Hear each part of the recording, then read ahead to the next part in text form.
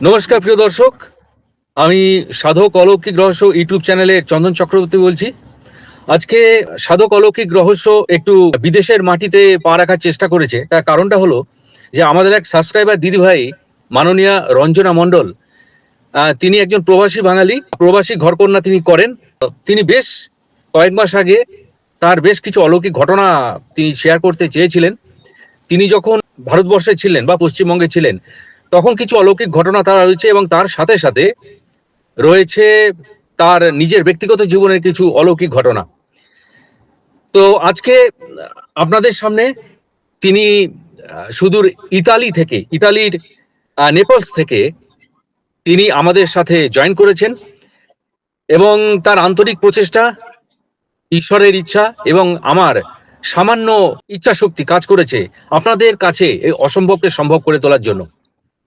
আজকে অবশ্যই আশা করব যে প্রবাসে বসে রঞ্জনাদির দৈব অলৌকিক ঘটনা ভারতীয় এবং ইতালির সুরমূর্ছনায় বা ভারতীয় মেলোডিতে এক অভূতপূর্ব সাড়া নিয়ে আসবে। তো আমি রঞ্জনাদিকে স্বাগত জানাচ্ছি। রঞ্জনাদি, আপনাকে সাধক অলৌকিক রহস্য ইউটিউব চ্যানেলে আমি স্বাগত জানাই। আশা করি আপনি ভালো আছেন। হ্যাঁ, ভালো আছি। আচ্ছা, তো আজকে দিদি আপনার ঘটনা শোনার জন্য প্রত্যেকেই অধীর আগ্রহে অপেক্ষা করছেন। শুধু ভারতবর্ষ নয়, শুধু পশ্চিমবঙ্গ নয়, শুধু এশিয়া নয়, শুধু ইউরোপ নয়, সারা পৃথিবীর আধ্যাত্মিক বাঙালি যারা সাধক অলৌকিক রহস্য ইউটিউব চ্যানেলের সঙ্গে যুক্ত, প্রত্যেকেই আপনার অলৌকিক ঘটনা শোনার জন্য অপেক্ষা করছে। আজকে দিদি আপনার অলৌকিক ঘটনা দিয়ে শুরু করব। জীবনের প্রথম কবে আপনি আপনার অলৌকিক ঘটনার সাড়া পেয়েছিলেন, আধ্যাত্মিক অনুভবে সাড়া পেয়েছিলেন, এবং পরবর্তীকালে বিভিন্ন ঘটনার মধ্য দিয়ে আপনি যেভাবে সেই পথে এবং মতে রয়েছেন, সেগুলো যদি শুরু করেন। নমস্কার। প্রথমে আমি বলতে চাই যে আমি শ্রী শ্রী দুর্গাপ্রসন্ন পরমহংসদেবের দীক্ষিত, আর আমার স্বামীও। আর বিয়ের আগে থেকেই আমরা দীক্ষিত আর কি। প্রথমে আমি এটা দিয়ে শুরু করছি আর কি। আর প্রথমে আমি বলবো যে কালীঘাটের ঘটনাটা দিয়ে স্টার্ট করব। আমি যখন 2017 সালে ইটালিতে আসব, তখন আমি ঠিক করলাম যে একটু মায়ের দর্শন করে যাই। কবে আবার আসবো তার তো ঠিক নেই, একটু মায়ের দর্শন করে যাই। যাই হোক, মায়ের দর্শনে যাব, খালি হাতে তো আর যাওয়া যায় না।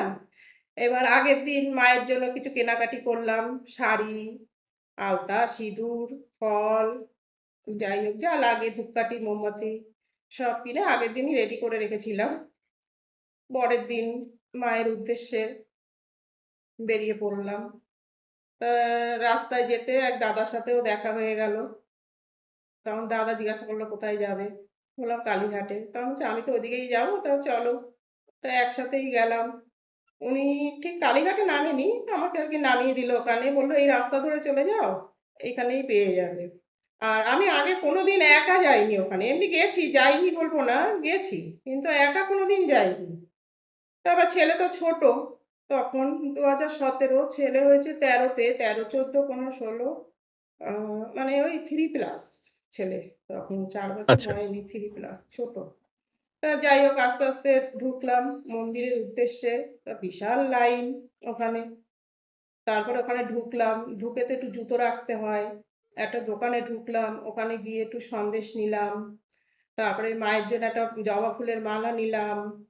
একটা ডালার মধ্যে, ওখান থেকে একটা ডালাও দেওয়া হলো আমাকে, ওই ডালার মধ্যে সবকিছু সুন্দর করে সাজিয়ে জুতোটা রেখে এবার ছেলেকে নিয়ে যখন আমি ভিতরে ঢুকলাম, তখন আমার সাথে একজন ভদ্র মহিলাও ঢুকলো আমার সাথে, একই সাথে। উনি একটু আমার আগে দাঁড়ালো, আর আমি ওনার পরে। এবার যখন দাঁড়িয়েছি, দাঁড়ানোর পরে দেখছি মোটামুটি সবার হাতেই দেখি নারকেল। ওই টাইমটা মনে হয় সবাই নারকেল দিয়েই পুজো দেয় ওই সময়টা। আচ্ছা। আর আমি তো মানে সবসময় যাতায়াত করি না ওখানে, অনেকদিন পরে গেছি, জানিও না ব্যাপারটা। আর ছেলে তো বাচ্চা, ও তো বোঝে না না। তখন ও ওই নারকেল হুম। দেখে এখন আমাকে বলছে, মা আমি নারকেল খাবো, মা আমি নারকেল খাবো। আর যখন আমি লাইনে দাঁড়িয়ে গেছি, অলরেডি পিছনে পরপর পরপর লাইন। লাইন। হ্যাঁ, লোক তো এসেই যাচ্ছে, লাইন, লাইনে দাঁড়িয়ে গেছে, আর আমি তো একা। এখন মনে মনে ভাবছি আবার লাইন দিয়ে বেরোবো, বেরিয়ে আবার নারকেল কিনতে যাব, আবার তো এসে না ধরতে হবে না লাইনটা। অনেকটা হুম হুম দেরি হবে, লেট হবে, ছোট বাচ্চা নিয়ে এসছি, তাড়াতাড়ি বাড়ি যেতে হবে। যাই হোক, তো মনে মনে ঠিক করলাম ওই যা নিয়ে এসছি আর এখান থেকে যা নিলাম, ওই দিয়েই মায়ের পুজো দিয়ে বাড়ি যাব, এই আর কি মনে মনে ঠিক করে দাঁড়িয়ে আছি। আর আমার আগে ছিল এক ভদ্রমহিলা, উনি বেশ দেখতে টেকতে বেশ সুন্দর, আমার সামনে দাঁড়িয়ে আছে। যাচ্ছি, এক জায়গায় রয়েছি পাশাপাশি। আমারও কি হয়েছে, আমিও ওনার সাথে সেইভাবে কথা বলিনি, আর উনিও আমার আচ্ছা সাথে সেইভাবে মানে কথা বলছে না, কিন্তু আমাদের দেখছে, মা আর ছেলেকে মানে দেখছে। মানে পাশাপাশি রয়েছেন আর কি। হ্যাঁ, পাশাপাশি তো, উনি আগে আমি পরে, উনি আমার আচ্ছা আগে আচ্ছা আমি ওনার পরে, পাশাপাশি। যাই হোক, এই করতে করতে করতে করতে মন্দিরের দিকে এগোলাম। তারপরে তো উনি, আর মন্দিরে তো প্রচুর ভিড়, তখন যে যারটা নিয়ে ব্যস্ত, আমি আমার ডালা দেবো, পুজো দেবো, প্রসাদ পাবো, বেরিয়ে যাবো, এটাই মাথায় কাজ করছে। আর তো অন্যদিকে অত খেয়াল করিনি। হুম এইবার ঠিক। আমার ডালাটা দিলাম, দেওয়ার পরে তখন দেখছি আমার ডালাটা আর ভিতর দিয়ে দিচ্ছে না। এবার তো আমি জিজ্ঞাসা করছি যে আমার ডালা, তখন উনি, তখন ভিতর থেকে আমাকে বলছে যে আপনার ডালা তো ওই আপনার সাথে যে এসছে তাকে দিয়ে দিয়েছি। আপনার সাথে যে এসছে, আমি বলছি, আমার সাথে আবার কে এলো? আচ্ছা, আমার সাথে তো কেউ আসেনি না, আপনার সাথে ছিল। আমাকে বলছে আপনার সাথেই ছিল। আমি বলছি, না, আচ্ছা উনি তো আমার সাথে ছিল না। আচ্ছা, তাহলে এখন কি হবে? আমি যে এত দূর, মানে এত দূর থেকে এসছি, এত লাইনে দাঁড়ালাম, প্রায় হ্যাঁ হ্যাঁ ঘন্টা দুয়েক লাইনে দাঁড়িয়েছি আমি। ঘন্টা দুয়েক তো হবে, অনেকটা সময়। অনেকটা সময়। তা মনটা একটু খারাপ হয়ে গেল যে তাহলে কি মায়ের প্রসাদ পাবো না, আশীর্বাদ পাবো না, এইভাবেই চলে যাব। তখন ওদের আমি আচ্ছা বললাম, পান্ডাদের, যে তাহলে কি হবে? তখন বলছে আপনার আগেই তো উনি ছিল। বলছে আপনি হুম আপনি যান, গেলেই ওনাকে পেয়ে যাবেন বলছে। আচ্ছা তখন আমি তাড়াতাড়ি করে বেরালাম, বেরিয়ে দেখছি কোথাও নেই। এদিক ওদিক সব জায়গায় দেখলাম, মানে মনের মধ্যে তো হুম, একটা চলছে না যে প্রসাদটা পাবো না, হ্যাঁ এটা তো হ্যাঁ চলছে। হ্যাঁ এটা হতাশা খুব। হ্যাঁ হ্যাঁ, একটা হতাশা, হুম, খুঁজছি ওনাকে, খুব খুঁজছি, সব দিকে দেখছি, তাকিয়ে তাকিয়ে, কোথাও উনি নেই, কোথাও নেই। আমার মনটা খারাপ হয়ে গেল, আবার ব্যাক করে ফেরার চেষ্টা করছি, যে আবার যাই আচ্ছা মন্দিরে গিয়ে বলি যে ওনাকে তো পাইনি। হুম সে হুম আবার চেষ্টা করি, যদি কিছু ব্যবস্থা করে। হুম যাই হোক, এবার যখন ঢোকার চেষ্টা করছি, ওখানে তো মানে প্রচুর পুলিশের গার্ড তো, হ্যাঁ হ্যাঁ আমাকে বলছে যে আপনি তো এখান দিয়ে আর ঢুকতে পারবেন না, এই যে এখান থেকে একবার বেরিয়ে যায় আর তাকে হ্যাঁ এখান দিয়ে ঢুকতে দেওয়া হয় না, আবার ঢোকার রাস্তা দিয়ে ঢুকতে হবে আপনাকে। আমাকে আচ্ছা বলছে, আচ্ছা বলে এটা হুম এখানকার নিয়ম, যে হুম একবার বেরিয়ে গেলে আর এখান দিয়ে মানে তাকে আর ঢোকানো হয় না। তখন হুম আমি আবার ওনাদের বললাম যে আমার সাথে এই ঘটনা হয়েছে, ছোট বাচ্চা নিয়ে এসেছি, হুম এখন হুম খালি হাতে যাব, 2 ঘন্টা তো হুম হুম লাইনেই ছিলাম, তারপর তো এসছি বাড়ি থেকে অত দূর থেকে। তখন ওনাদেরও শুনে আচ্ছা মনটা খুব খারাপ লাগলো। তখন যে হুম ঠিক হুম আছে, বলে আপনি যান, ছোট বাচ্চা, আপনি যান। হুম বলে আমরা হুম আমরা কাউকে ঢুকতে দিই না। বলছে আপনার সাথে এরকম ঘটনা হয়েছে, আবার বাচ্চা কোলে, যান আপনি। আচ্ছা তখন আমাকে আচ্ছা ছেড়ে দিল, তখন আমি ঢুকলাম ভেতরে। হুম হুম হুম এবার তো থেকে থেকেই তো পুলিশ ওখানে, প্রচুর লোক হয় তো, হ্যাঁ প্রচুর লোক হয়। তাই একই কথা সবাই জিজ্ঞাসা করছে, একই কথা বলতে বলতে আবার মন্দিরের দিকে গেলাম। হুম হুম তখন ওই পান্ডাদের বললাম যে ওনাকে তো কোথাও পাইনি, তাহলে এখন কি হবে আচ্ছা উপায়, আমি কি খালি হাতে যাব? তখন হুম আমাকে হুম কি করলো, ভিতর থেকে একটা বড়, বেশ বড় দেখে একটা নারকেল দিল, দিয়ে বলল আচ্ছা এটা নিয়েই আপনি বাড়ি যান, বলছে এটাই আচ্ছা প্রসাদ, আচ্ছা বলছে এটা নিয়েই বাড়ি আচ্ছা যান। তাই এর থেকে কি বোঝা যায়? ওই যে আমার ছোট বাচ্চা, মা হুম নারকেল খাবো, তা তার ইচ্ছা সে ইচ্ছা প্রকাশ হ্যাঁ করেছিল। মা আমি নারকেল হুম খাবো, আমি তো মনে মনে ভাবছি যে হুম বাড়িতে গিয়েই দেবো, আর বেরোবো না। হুম হুম কিন্তু মা তো হুম হুম অন্তর্যামী না। অবশ্যই অবশ্যই। প্রশ্ন জাগছে মনে, তাই জিজ্ঞাসা করছি। সেটা হলো, প্রথমত প্রত্যেকে যে পুজো দিচ্ছে, সে হ্যাঁ পুজোর দেওয়ার কারণে প্রত্যেকের ডালা তো তার নিজের হাতে রয়েছে। হ্যাঁ হ্যাঁ হ্যাঁ হ্যাঁ হ্যাঁ হ্যাঁ। ডালা হাতে রয়েছে, তো আপনার ডালাটা আপনার হাতে তখন ছিল না? আমার ডালা, হ্যাঁ হ্যাঁ, আমার ডালা তো ভেতরে দিয়ে দিয়েছি।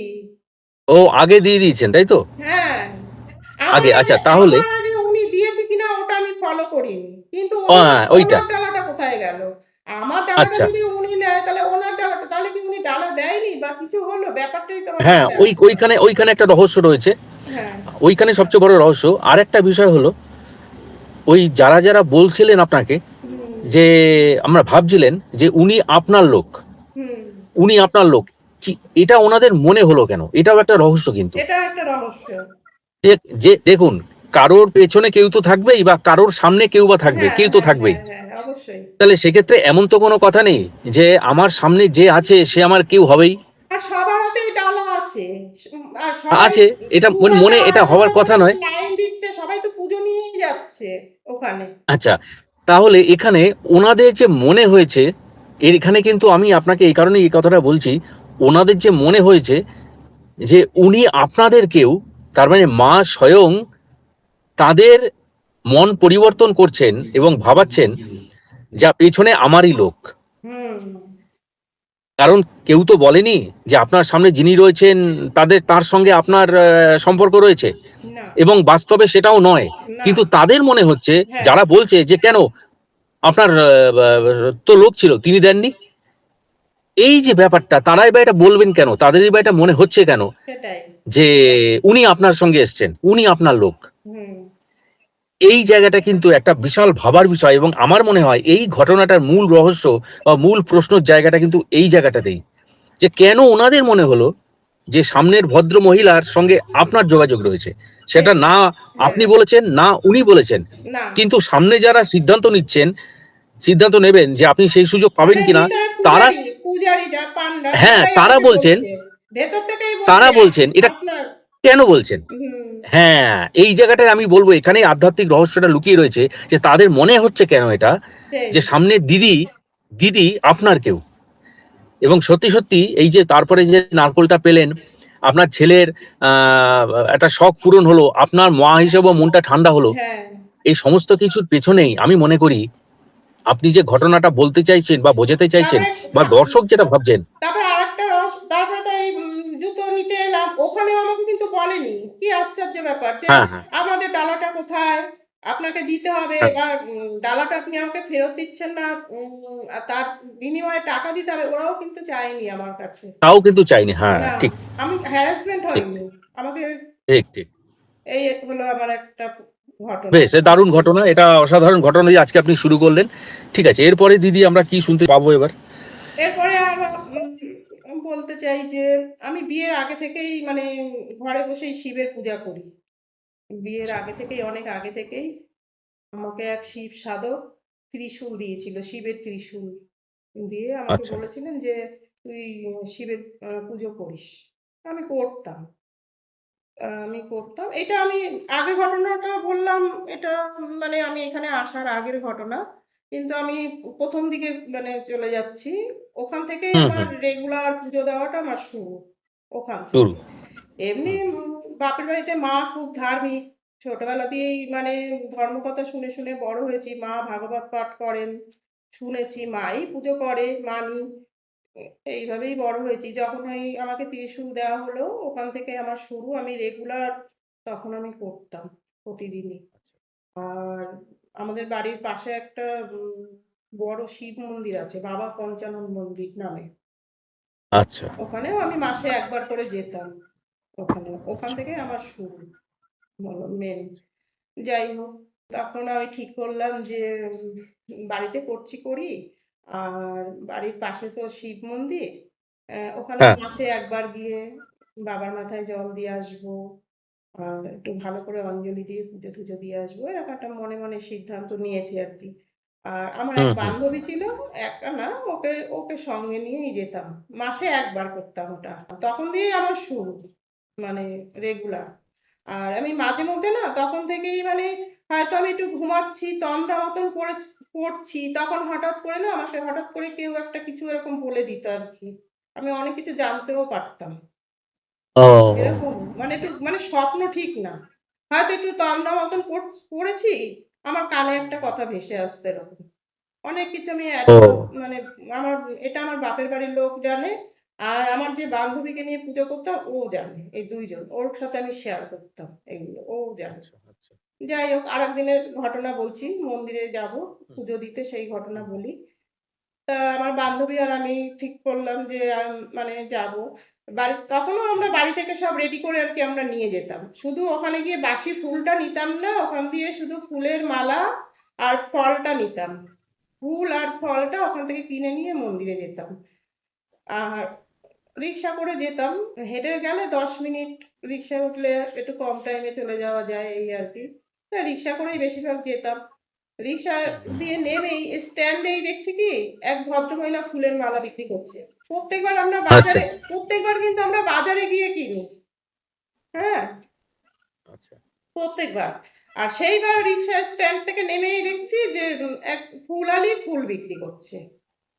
আচ্ছা যাই হোক, এবার ওখানে দাঁড়িয়ে আমরা ফুল কিনছি, আর ওই ফুল আলি সমানে বলে যাচ্ছে তোমরা আকন্দ ফুলের মালা নিচ্ছ, অন্য ফুল নিচ্ছ, এই জবা ফুলের মালাটা নিয়ে যাও, বারবার বলছে। আর একটাই জবা ফুলের মালা ছিল, আর বেশ বড়, জবা ফুলের মালাটা বেশ বড় আর মোটা, আমি খেয়াল করেছি একটাই। এবার বারবার আমাকে উদ্দেশ্য করে বলছে এই জবা ফুলের মালাটা নিয়ে যাও, নিয়ে গিয়ে মায়ের গলায় পরিয়ে দেবে। আর আমরা বলছি কি আজকে সোমবার, সোমবার তো আমরা শিবের পুজো করি, আর ওখানে তো শনি মঙ্গলবার মায়ের পুজো হয়, বলছি আর কি। তাও উনি বারবার বলে যাচ্ছে যে মালাটা নিয়ে যাও, নিয়ে গিয়ে মায়ের গলায় পরিয়ে দিও। আর আমাদেরও মানে কি মাথায় কাজ করেছে, মানে আচ্ছা মালাটাকে অত গুরুত্বই দিচ্ছি না। মানে শিবের জন্য আকন্দ ফুলের মালা নিলাম, ফুল নিলাম, সবকিছু নিলাম।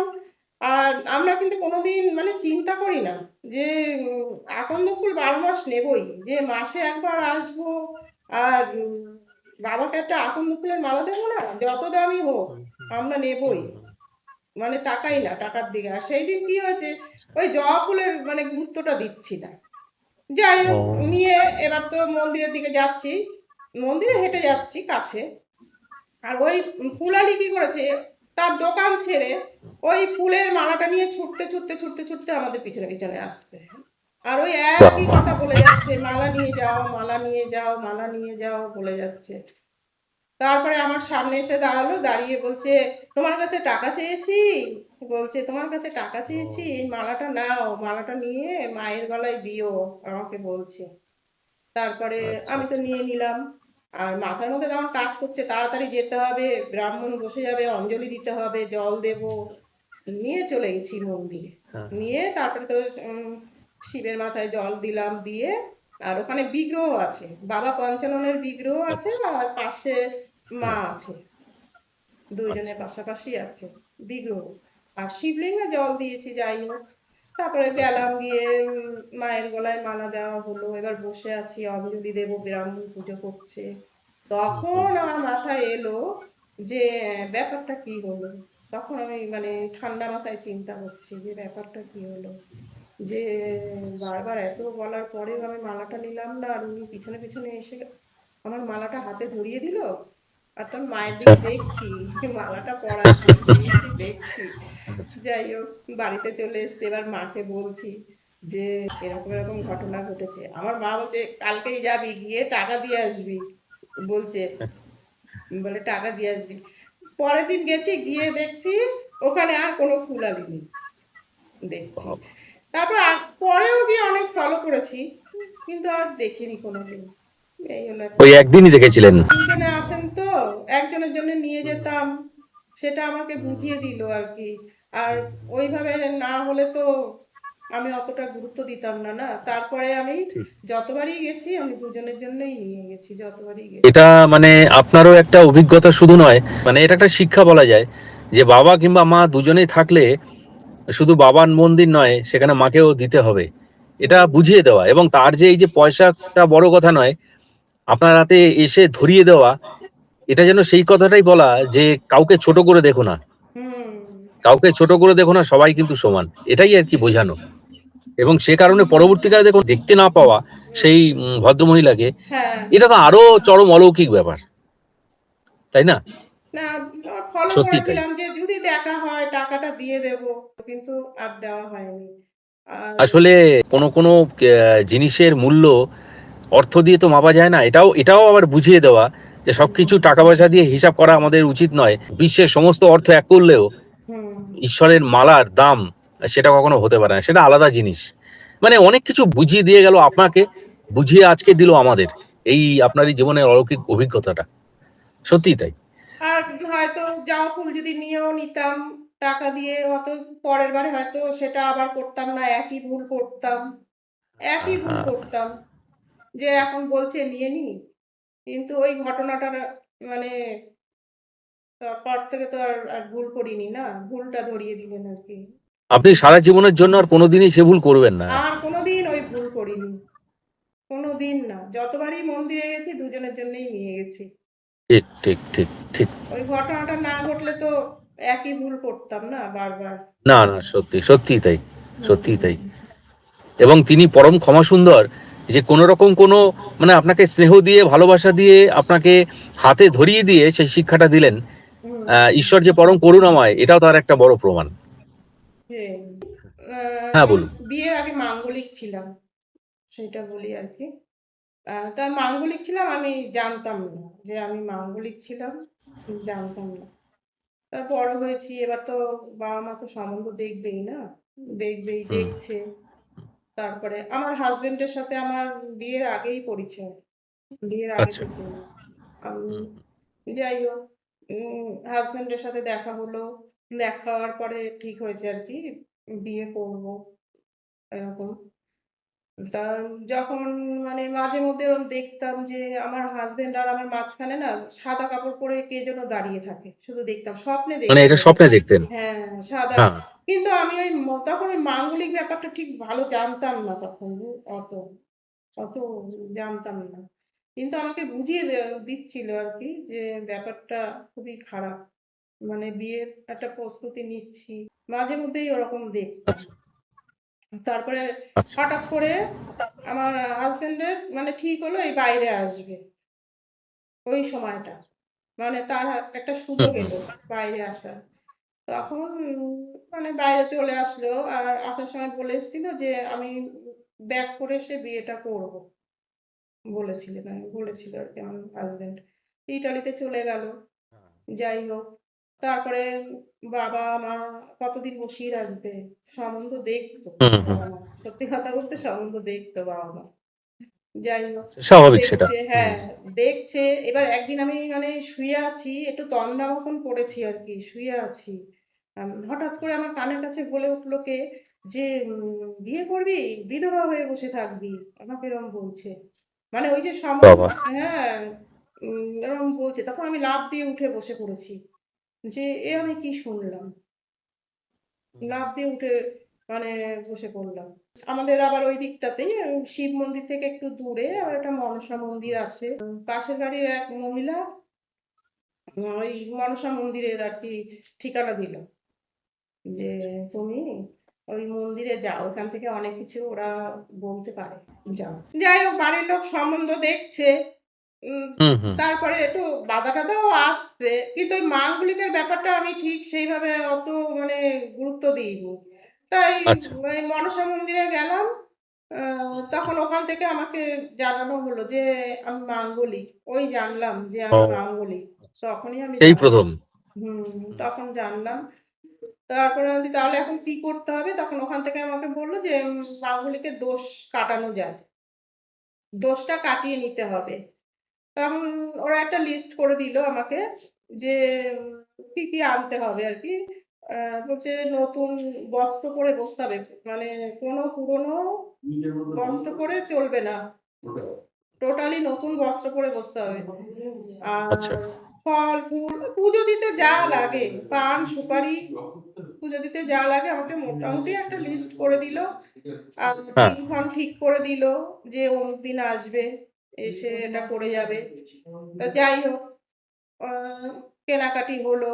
তারপরে আমার দাদা বৌদি আমাকে নিয়ে গেল, তারপরে উনি আমাকে ওই মন্দিরে বসালো, মনসা মন্দিরে, বেশ বড় আচ্ছা। ঠাকুর অনেক।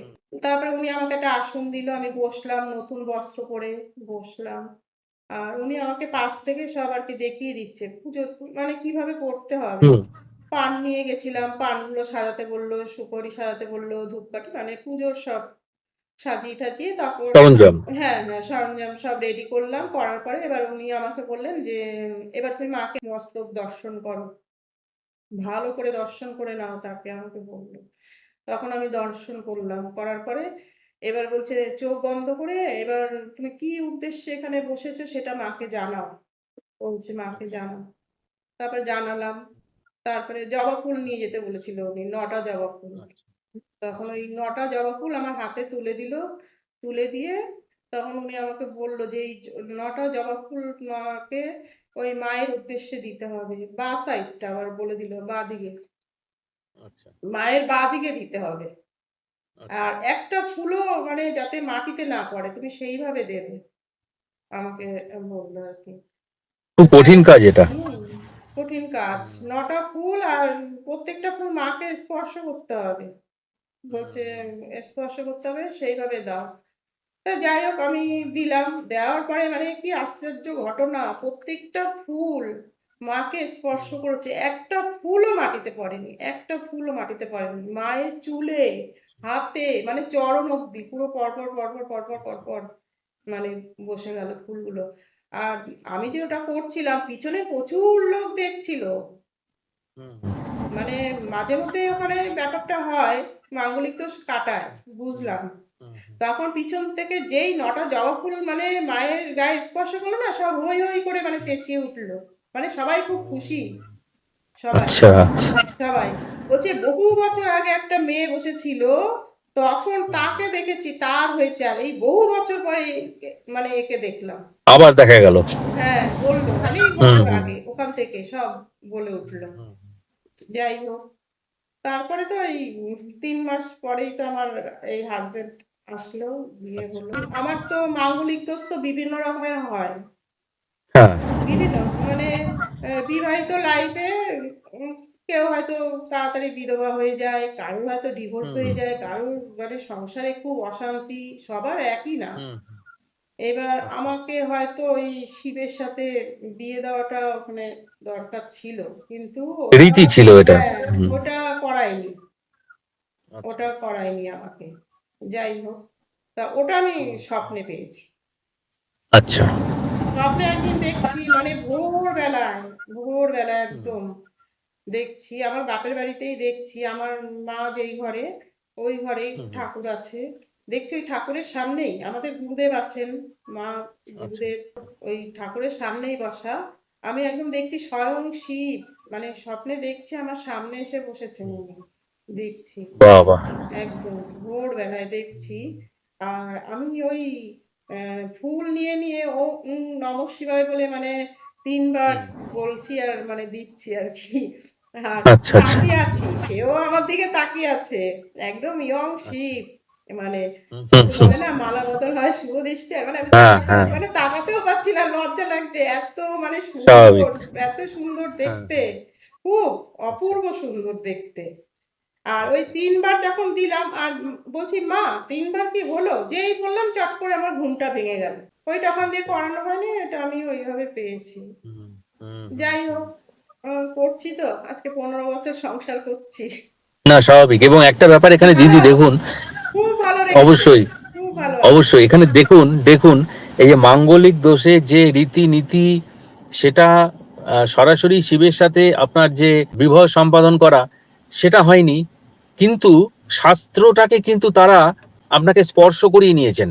হুম। মানে আপনার যাতে শেষ পর্যন্ত মঙ্গল হয়, মাঙ্গলিক দোষটা কাটে, আপনার সংসার জীবন সুখের হয়, সেই জন্য সরাসরি শিবজি বা মহেশ্বরের সাথে আপনার বিবাহ সেইভাবে সরাসরি না হলেও স্বপ্নের মাধ্যমে তারা সেটা করিয়ে হ্যাঁ নিলেন। হ্যাঁ, এবং এখানে আরেকটা জিনিসও প্রমাণ কাটিয়ে হয়, দেওয়া হলো।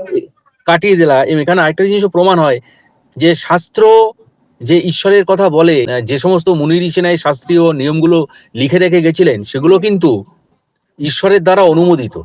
অবশ্যই। তো সেই কারণে এটাও একটা প্রমাণ যে আপনার সরাসরি না হলেও স্বপ্নে সেটা করিয়ে নেওয়া হলো। হ্যাঁ হ্যাঁ। এটাও সত্যি একটা অলৌকিক ঘটনা, সত্যি অলৌকিক আর ঘটনা। আমি ভালো আছি, খুব ভালো রেখেছে, আমি খুব মানে স্বামী সন্তান নিয়ে খুব সুখে আছি, ভালো আছি। যারা আমি শুনি না যারা মাঙ্গলিক, আমি হ্যাঁ সবাইকেই হ্যাঁ বলি যে শিবের পুজো করবে, সবাইকেই বলি কেটে যাবে। যে করবে, মনের ভক্তিটাই আসল, ভক্তি করে হুম করলে নিশ্চয়ই মানে নিশ্চয়ই অল্পতেই সন্তুষ্ট হয়। আর একটা ঘটনা, মানে আমাকে তো শিবের ত্রিশূল দিয়েছিলেন, আর আমার শিবলিঙ্গ ছিল না। যেই দিন শিবলিঙ্গ বসাবো ঠিক হ্যাঁ করলাম, একটা দিনক্ষণ দেখে শিবলিঙ্গ বসাবো, তার আগের দিন আমি সব আবার কেনাকাটি করে রাখছি। যে পরের দিন সকালবেলা উঠেই আমি পুজো দেব। যাই হোক হ্যাঁ এরকম মানে বসাইও নি, শিব আমি বসাইনি, মানে আগের দিন সব রেডি করে রাখছি, সকালবেলা ঘুম থেকে উঠেই আমি ঘরে বসাবো, যে শুধু ত্রিশূল পূজা করি, একটু শিবলিঙ্গ বসাই, জল দেব। যাই হোক রেডি করেছি, সেই রাতে আমি একদিন স্বপ্ন দেখছি যে স্বয়ং শিব মানে পূর্ণিমার যেরকম চাঁদ হয় না বড়, ওই রকম হ্যাঁ। পুরো গোল একটা কালো মতন কি আমার কাছ থেকে নিয়ে চলে গেল, দেখলাম। অশুভ কিছু নিয়ে গেলেন উনি। হ্যাঁ হ্যাঁ হ্যাঁ, এটা আমার বিয়ের আগে, এই আচ্ছা আচ্ছা মাঙ্গলিক দোষ কাটানোর আগে আচ্ছা। এটা নিয়ে গেল। আমি সত্যি গো, স্বপ্ন এটাও অলৌকিক দর্শন আপনার, স্বপ্নে হলো অলৌকিক দর্শন। মানে আমার হয়তো খারাপ কিছু ছিল তো এটা মানে হুম, নিয়ে গেলেন। সেটাকে উনি সেই বার করে নিয়ে গেলেন। হুম। অসাধারণ অসাধারণ। এবার আরেকটা ঘটনা বলি, এবার আমাদের গুরুদেবের আশ্রমের দিকে চলে যাই। আমি বিয়ের অনেক বছর আগেই দীক্ষিত, আর আমার স্বামীও আগেই। আমার শ্বশুর খুব ধার্মিক ছিলেন, সে তো গুরুদেবের খুব কাছে, তারও অনেক ঘটনা আছে। আমার পাশেই বান্ধবী থাকে, বাচ্চা হবে, বাপের বাড়িও চলে গেল, মানে সামনেই ডেলিভারি, হ্যাঁ। আর সেই মুহূর্তেই অঘটন, পেটের মধ্যে বাচ্চাটা মারা গেল। ওহো। যাই হোক, এবার খুব কান্নাকাটি করতো, আমাদের পাশে থাকতো, মারও খুব খারাপ লাগতো, কান্নাকাটি করতো। তা আমার মা একদিন বললো কি যে ওকে নিয়ে আমাদের গুরুদেবের কাছে যা, আমাদের গুরুদেব তো অনেক দয়াময়, নিয়ে যা হুম। বললো। তা যাই হোক ওকে নিয়ে গেলাম, ও কোনোদিন যায়নি, ওই প্রথম আমি নিয়ে গেলাম, আর সঙ্গে আমার বৌদি, তিনজন গেলাম। আর আমার এক কাকিমাও আছেন, উনিও মানে খুব ধার্মিক, সেও ছিলেন। তারপরে কাকিমা বলল যে এক কাজ কর, বান্ধবীর নাম সোনালী, ও তখন ওই গুরুদেবের কাছে খুব কান্নাকাটি ওখানে গিয়ে। তার কাকিমা বললো কি যে ওকে নিয়ে যান, আমাদের ওই নাকতলা আশ্রমে তমাল গাছ আছে, হ্যাঁ। পঞ্চবটি 5টা গাছ আছে ওখানে। তা বলছে এই তমাল গাছে সবাই ওখানে ঢিল বাঁধে আর কি, সবাই মনস্কামনা করে ঢিল বাঁধে। তা কাকিমা বললো ওকে নিয়ে যা, ওকে গিয়ে একটা ঢিল বাঁধিয়ে নিয়ে আয়। আর আমাকে বললো তুইও বাঁধিস, আমাকে বলছে তুইও বাঁধিস, তিনজনে গিয়েই বাঁধবি বলছে। আর আমি কোনোদিন ঢিল বাঁধিনি, কোনোদিন কোথাও মানে কোনো মানসিকও করিনি, ঢিলও বাঁধিনি, ওই প্রথম। তারপরে তিনজনে গেলাম, যাওয়ার পরে এবার পরপর তিনজনে দাঁড়িয়েছি, তখন ওই তমাল গাছে মানে টাচ করতে দিত, এখন দেয় না, এখন প্রচুর এখন টাচ ঘিরে করে, আর দিয়েছে। এখন চারপাশে গ্রিল দিয়ে ঘিরে দিয়েছে, চারপাশে ওই যার বাঁধার দরকার ওই গ্রিলে বেঁধে আসে, হাত দিতে দেয় না তমাল গাছে। যাই হোক, এবার তিনজনে তিনটে ঢিল নিয়েছি, এবার হাতে আমি ঢিলটা নিয়ে এখন ভাবছি কি বলবো ঠাকুরকে, তখন হাতে ঢিলটা নিয়ে বাঁধিনি, মানে হাতে নিয়ে এরকম দাঁড়িয়ে মানে বলছি ঠাকুরকে যে ঠাকুর সামনে অঘ্রাণ মাসেই যেন আমার বিয়ে হয়ে যায়, এই আর আচ্ছা। কি বলছি আর কি, বলতেই এবার মনস্কামনা এবার জানিয়েছেন। হ্যাঁ এইটা জানিয়েছি। জানিয়ে এইবার ওই ঢিলটা যখনই আমি বাঁধতে যাব, সঙ্গে সঙ্গে আমার শাড়িতে আগুন লেগে গেল, ওই যে অনেকে মোমবাতি ধূপকাঠি দেয় না, হ্যাঁ ওখান থেকে হ্যাঁ আমার হ্যাঁ হ্যাঁ। শাড়িতে আগুন লেগে গেল। আর ওই পাশে যে আমার বান্ধবী, ও চট করে দেখতে পেয়েই মানে হাত দিয়ে চেপে ধরেছে, সিনথেটিক শাড়ি পরা ছিল, মানে সেরকম কিছু হয়নি, শাড়িটা জাস্ট দুটো ফুটো হয়েছে এইটুকুই, কিছু হয়নি।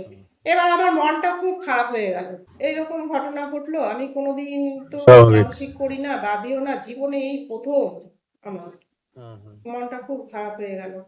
যাই হোক ঢিল নিয়ে দাঁড়িয়েছি, কি বা বলবো, আবার গুরুদেবের দিকে উদ্দেশ্য করে বললাম যে ঠাকুর আমার বিয়ের ব্যাপারে তুমি যা ভালো বোঝো তাই কর, বলে বেঁধে রেখে চলে এসেছি। তারপরে তো আসলাম, কাকিমা বসে আছে গুরুদেবের বিগ্রহের ওখানে, তারপরে এসে বলছে কিরে তোর মনটা খারাপ কেন, আমার মনটা খারাপ, ওরকম ঘটনা ঘটেছে তো আমার এটা মনটা এটা খারাপ। বিষণ্ণতা আপনার কাজ করছে, মন খারাপ। যে স্বাভাবিক। এরকম অনেক শাড়িতে আগুন কুচিন্তা লেগে গেল, মাথায় আসে অনেক। শাড়িতে আগুন লেগে গেল। তখন আমি বললাম, বলছে কি হয়েছে, আচ্ছা এই ঘটনা, আচ্ছা আপনি আমাকে পাঠালেন, আমি কোনোদিন তো এইসব মানে মানসিক করিনি, আর জীবনে এই প্রথম, আর প্রথমে এরকম বাধা, আজকে মনটা খুব খারাপ আমার, কি জানি কি আছে কপালে। তখন ওই কাকিমা আমার মাথায় হাত দিয়ে বলছে আরে মন খারাপ করিস না, আমাদের গুরুদেব আমাদের মঙ্গলময়, সে যা করে মঙ্গলের জন্যই করে, সে আমাদের খারাপ চায় না, তুই মন খারাপ করিস না, আমাকে বোঝালো আর কি। যাই হোক বাড়িতে চলে এসেছি, আসলে কি হবে, এই সারাক্ষণ এই মনের মধ্যে কিন্তু ওইটা আমার গুলো ঘুরছে মনের মধ্যে। হ্যাঁ, হুম, যে কি হুম, হলো কি হলো সবসময় আর কি ওরকম ভাবতাম। তারপরে এই কাকিমা একদিন এসেছেন আমাদের বাড়িতে, ওনার বড় ছেলের বিয়ে ঠিক হয়েছে আর কি। আহ, আচ্ছা। আর ওই কাকিমার দুই ছেলে, আর আমাকে মেয়ের মতনই মানে দেখতো। ওই কাকিমাই আমাকে নিয়ে গিয়ে দীক্ষিত করেছে, সেই ঘটনাও আছে। হঠাৎ করে আমি দীক্ষিত হয়ে গেছি, মানে আমি জানিই না দীক্ষা নেব। মানে আচ্ছা, আচ্ছা। ওই কাকিমা যেখানে সঙ্গ করতে যেত, যেখানে গুরুদেবের উৎসব হতো, সব জায়গায় হুম, আমাকে নিয়ে যেত। সব জায়গায় ও আমাকেই সঙ্গে করে আচ্ছা, নিয়ে যেত। আর আচ্ছা, ওই আচ্ছা, ছেলেদের বলে রেখেছিল যে এই ছোট ছেলেকে বলছে এই তোর দিদি, বলে রেখেছে। ছেলের আচ্ছা, বউ এসছে, তাদেরও বলে রেখেছে তোমার ননদ, সম্পর্ক রাখবে বলেছে। মানে আমার আচ্ছা। মানে কাছের রিলেটিভ না, দূরের, কিন্তু মানে অনেক, কি অনেক বলবো, আপন করে নিতে পেরেছিলেন। অনেক আপন সে। হুম, যাই হোক, এবার কাকিমার বড় ছেলের বিয়ে ঠিক হয়েছে, এবার আমাদের বাড়িতে এসছে। এসে এখন ওই মা বাবার সাথে গল্প করছে, বলছে বড় ছেলের তো বিয়ে ঠিক করে ফেলেছি, কিন্তু সামনে তো অঘ্রাণ মাস, বলছে অঘ্রাণ মাসে বিয়ে তো দেবো না, মাঘ মাসে দিনক্ষণ ঠিক হলো। আমাদের বাড়িতে এসে গল্প, আর ওই আমার কানে তখন ওইটা ঢুকলো যে অঘ্রাণ মাসে বিয়ে দেবে না, ওইটা। ও হ্যাঁ, তখন আচ্ছা, আমি মানে পাশে ছিলাম, আমার বাবা মাকে হ্যাঁ, বলছে, ওই মুহূর্তে আমার কানে ওই কথাটা আর কি গেল যে অঘ্রাণ মাসে হুম, ছেলের বিয়ে দেবো না, মাঘ মাসে দেবো। তাড়াতাড়ি আমি এসে বললাম, আচ্ছা কাকিমা কেন অঘ্রাণ মাসে বিয়ে দেবেন না কেন? আমি বললাম দেবেন না হুম, কেন, সামনে অঘ্রাণ মাস। বলে ওরে আমাদের গুরুদেবের বারণ আছে, যারা আমাদের গুরুদেবের দীক্ষিত, যারা তাকে মানে, গুরুদেব বলেছে তাদের হুম, উদ্দেশ্যে যে অঘ্রাণ মাসে বিয়ে দিতে না। এই আমি ও মানে পরিষ্কার হয়ে গেলাম যে কেন আমার শাড়িতে। এবং ওই যে আপনার মনটা খারাপ, আপনি সবসময় মনটা খারাপ করে রয়েছেন, হুম আপনার গুরুদেব দুর্গাবর্ষণ পরমহংসজি উনি কিন্তু কারোর না কারোর মুখ দিয়ে সেটা আপনাকে শুনিয়ে দিলেন। হুম আপনাকে শুনিয়ে দিলেন আপনার প্রতি তিনি যে করুণাময় দয়াশীল। হ্যাঁ সেটা জানি। একেবারে সরাসরি বোঝা গেল। তখন আমি মানে পরিষ্কার হয়ে গেলাম যে হুম, ব্যাপারটা তাই, গুরুদেব চাইছেন না যে আমার অগ্রহণ মাসে বিয়ে হোক, উনি চাইছেন না। যাই হোক, আমার বৈশাখ মাসে বিয়ে হয়েছে, বৈশাখ মাসে বিয়ে হলো। তা গুরুদেব এসে আমাকে আশীর্বাদও করে গেছেন। আর উম, আমি বারবার বুঝতে পেরেছি, মানে আমার এই হাজবেন্ডের সাথে দেখা হওয়ার পরে যে এখানেই আমার বিয়ে হবে। আমি হ্যাঁ, বারবারই, গুরুদেবও জানিয়েছেন ওটা আমাকে, আর আগে উনিও আমাকে জানিয়েছেন যে এখানে বিয়ে হবে। আমি মানে খুব গুরুদেবের প্রচুর স্বপ্ন পেয়েছি, ছোটখাটো খুব। হঠাৎ করে এসে সে এরকম মানে অল্প সময়ের মধ্যে মানে আমাকে এরকম কিছু হুম, মানে বলে যেতেন উনি, ছোট ছোট। আমি আচ্ছা, আগে আচ্ছা, দিয়েই আচ্ছা, আচ্ছা, মানে বুঝতে পেরেছি যে আমার এখানেই বিয়ে হবে। লাস্টে আমার বাবা আমার সম্বন্ধ আর দেখেনি, লাস্টে এইখানের জন্যই অপেক্ষা করেছি। তারপরে এক সন্ন্যাসীও বলেছিলেন যে আচ্ছা, এমন জায়গায় বিয়ে হবে, মানে দূরে গিয়ে সংসার করতে হবে, বিয়েটা এখানে হবে কিন্তু বাবা তাই, সংসারটা, হ্যাঁ সংসারটা আচ্ছা, সংসারটা দূরে গিয়ে আচ্ছা, করতে আচ্ছা, হবে। এক সন্ন্যাসী বলছে বিদেশের জল পেটে পড়বেই, উনি গ্যারান্টি দিয়ে বলেছিল। হুম। মানে মানে শুধু আপনাকে দেখে হুম, না হাত দেখে? হাত দেখেনি, আমার কপালের দিকে তাকিয়ে বলেছে। আচ্ছা, আচ্ছা, আচ্ছা, আচ্ছা, আচ্ছা, কপালের দিকে তাকিয়ে উনি বলে দিয়েছিলেন। ছোটবেলা দিয়ে আশ্রমে যেতাম তো, মা তো ওখানে দীক্ষিত, তখন আমরা অনেক ছোট, ছোটবেলা দিয়েই মা, আমি তো মেয়ে তো রেখে যেত না, সব সময় মানে হুম, হাতে করে করে নিয়ে যেত, সঙ্গে যেত, আশ্রমে যেত, সব সময় কোথাও গুরুদেবের অনুষ্ঠান হতো, সব জায়গায় মা আমাকে নিয়ে যেত, আর ওই কাকিমাও, দুজনেই আচ্ছা, নিয়ে যেত। তারপরে তো আস্তে আস্তে বড় হলাম, তারপরে এই মনে মনে গুরুদেবকে সবসময় বলতাম, ঠাকুর আমার যেন এমন জায়গায় বিয়ে হয়, সে যেন তোমারই দীক্ষিত হয়, আমি যেন এখানে আসতে পারি। কোথায় আবার বিয়ে হবে, তারা আবার অন্য জায়গায়, আমি অন্য, তোমাকে মনে প্রাণে ভালোবাসি, তোমাকেই হুম, মানি। হুম, হুম, এটা আমি খুব মানে কামনা করতাম। আর আমার আচ্ছা, অনেক সম্বন্ধ এসছে, একমাত্র আমার হাজবেন্ডই বিয়ের আগে দীক্ষিত এই গুরুদেবের, আর কেউ ছিল না। একমাত্র আমার এই ও হাজবেন্ডও বিয়ের আগেই, আমিও বিয়ের আগে, আমার হাজবেন্ডও বিয়ের আগে, অনেক আগে দীক্ষিত দুজনেই।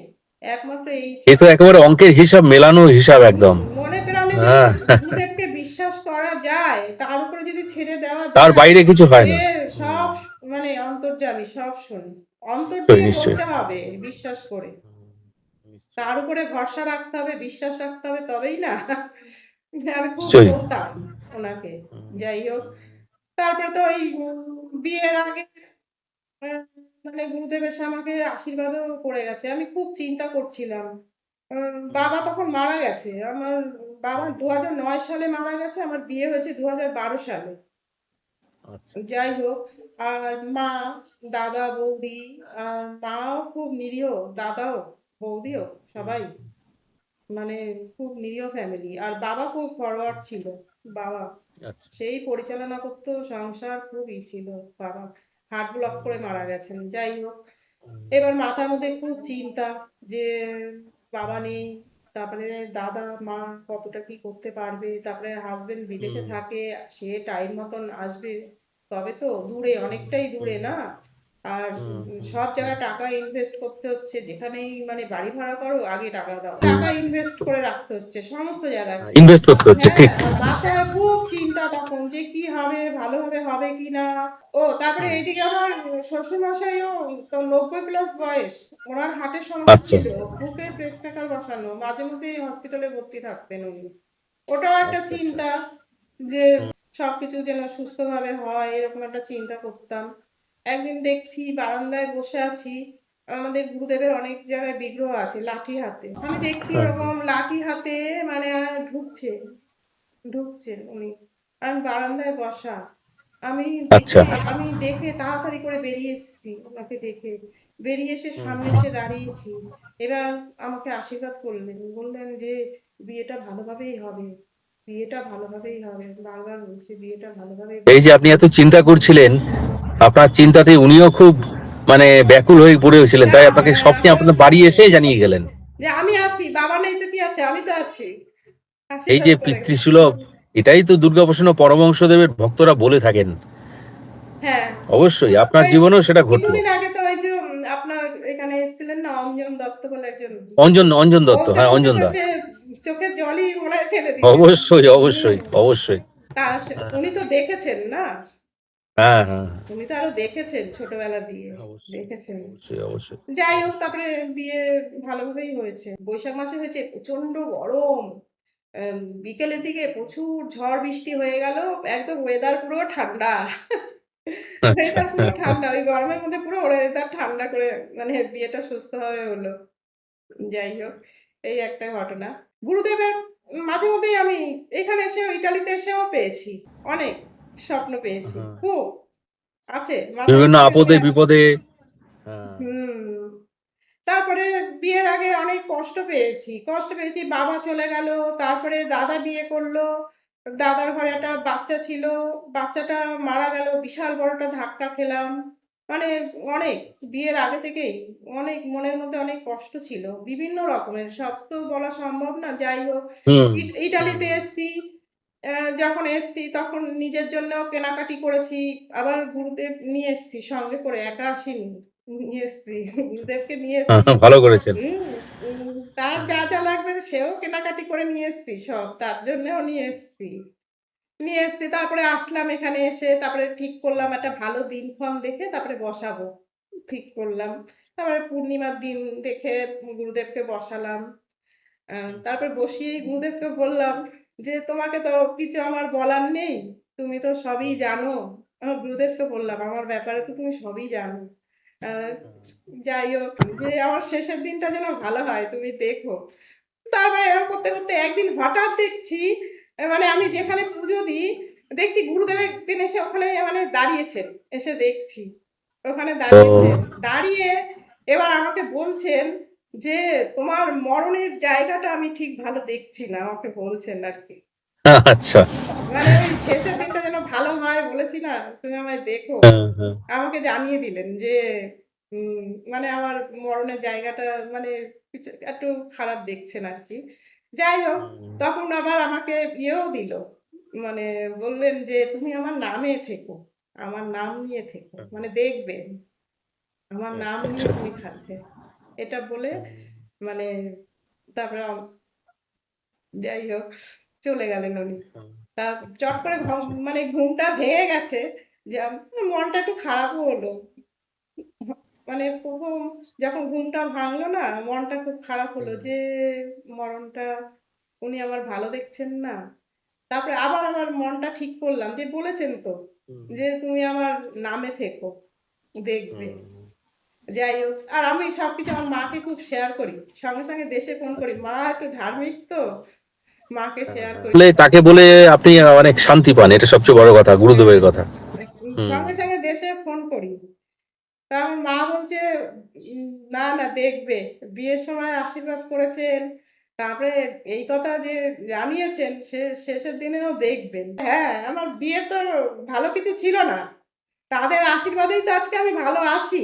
তা শেষের দিনটাও আমার ঠিক ভালো হবে, এটা আমার দৃঢ় বিশ্বাস যে স্বাভাবিক, ঠিক স্বাভাবিক। উনি দেখবেন, এইটাই আমি বিশ্বাস নিয়ে মানে রয়েছি যে উনি আমায় এবং শেষে এবং দেখবেন। সবচেয়ে বড় কথা দেখুন দিদি, আজকে এত দূর থেকে আমরা দুজন বসেছি একটা ফ্রেমে, এটাও তাঁরই ইচ্ছা অনুসারে, তার আশীর্বাদ ছাড়া তো সম্ভব নয়, না, সম্ভব হতেও না। সেই, তিনি চাইছেন বলেই হয়তো হচ্ছে। হ্যাঁ হ্যাঁ। হুম, হুম। তা যাই হোক, মানে মনের মধ্যে একদম দৃঢ় বিশ্বাস যে উনি আমাকে দেখবেনই, যে আমার বিবাহিত জীবন তো ভালো ছিল না, হ্যাঁ, তার হ্যাঁ, আশীর্বাদ পেয়ে আজকে আমি সুখে ঘর সংসার করছি না, তার আশীর্বাদ না হ্যাঁ। থাকলে, আমি সবসময় গুরুদেবকে বলি হাঁটতে চলতে যে আমার এত ভালো থাকার কথা না, তোমার আশীর্বাদে আমি ভালো আছি, সবসময় বলি। যাই হোক, এরকম করতে করতে তারপরে আমার বছর দুই ঠুই মনে হয় গেল।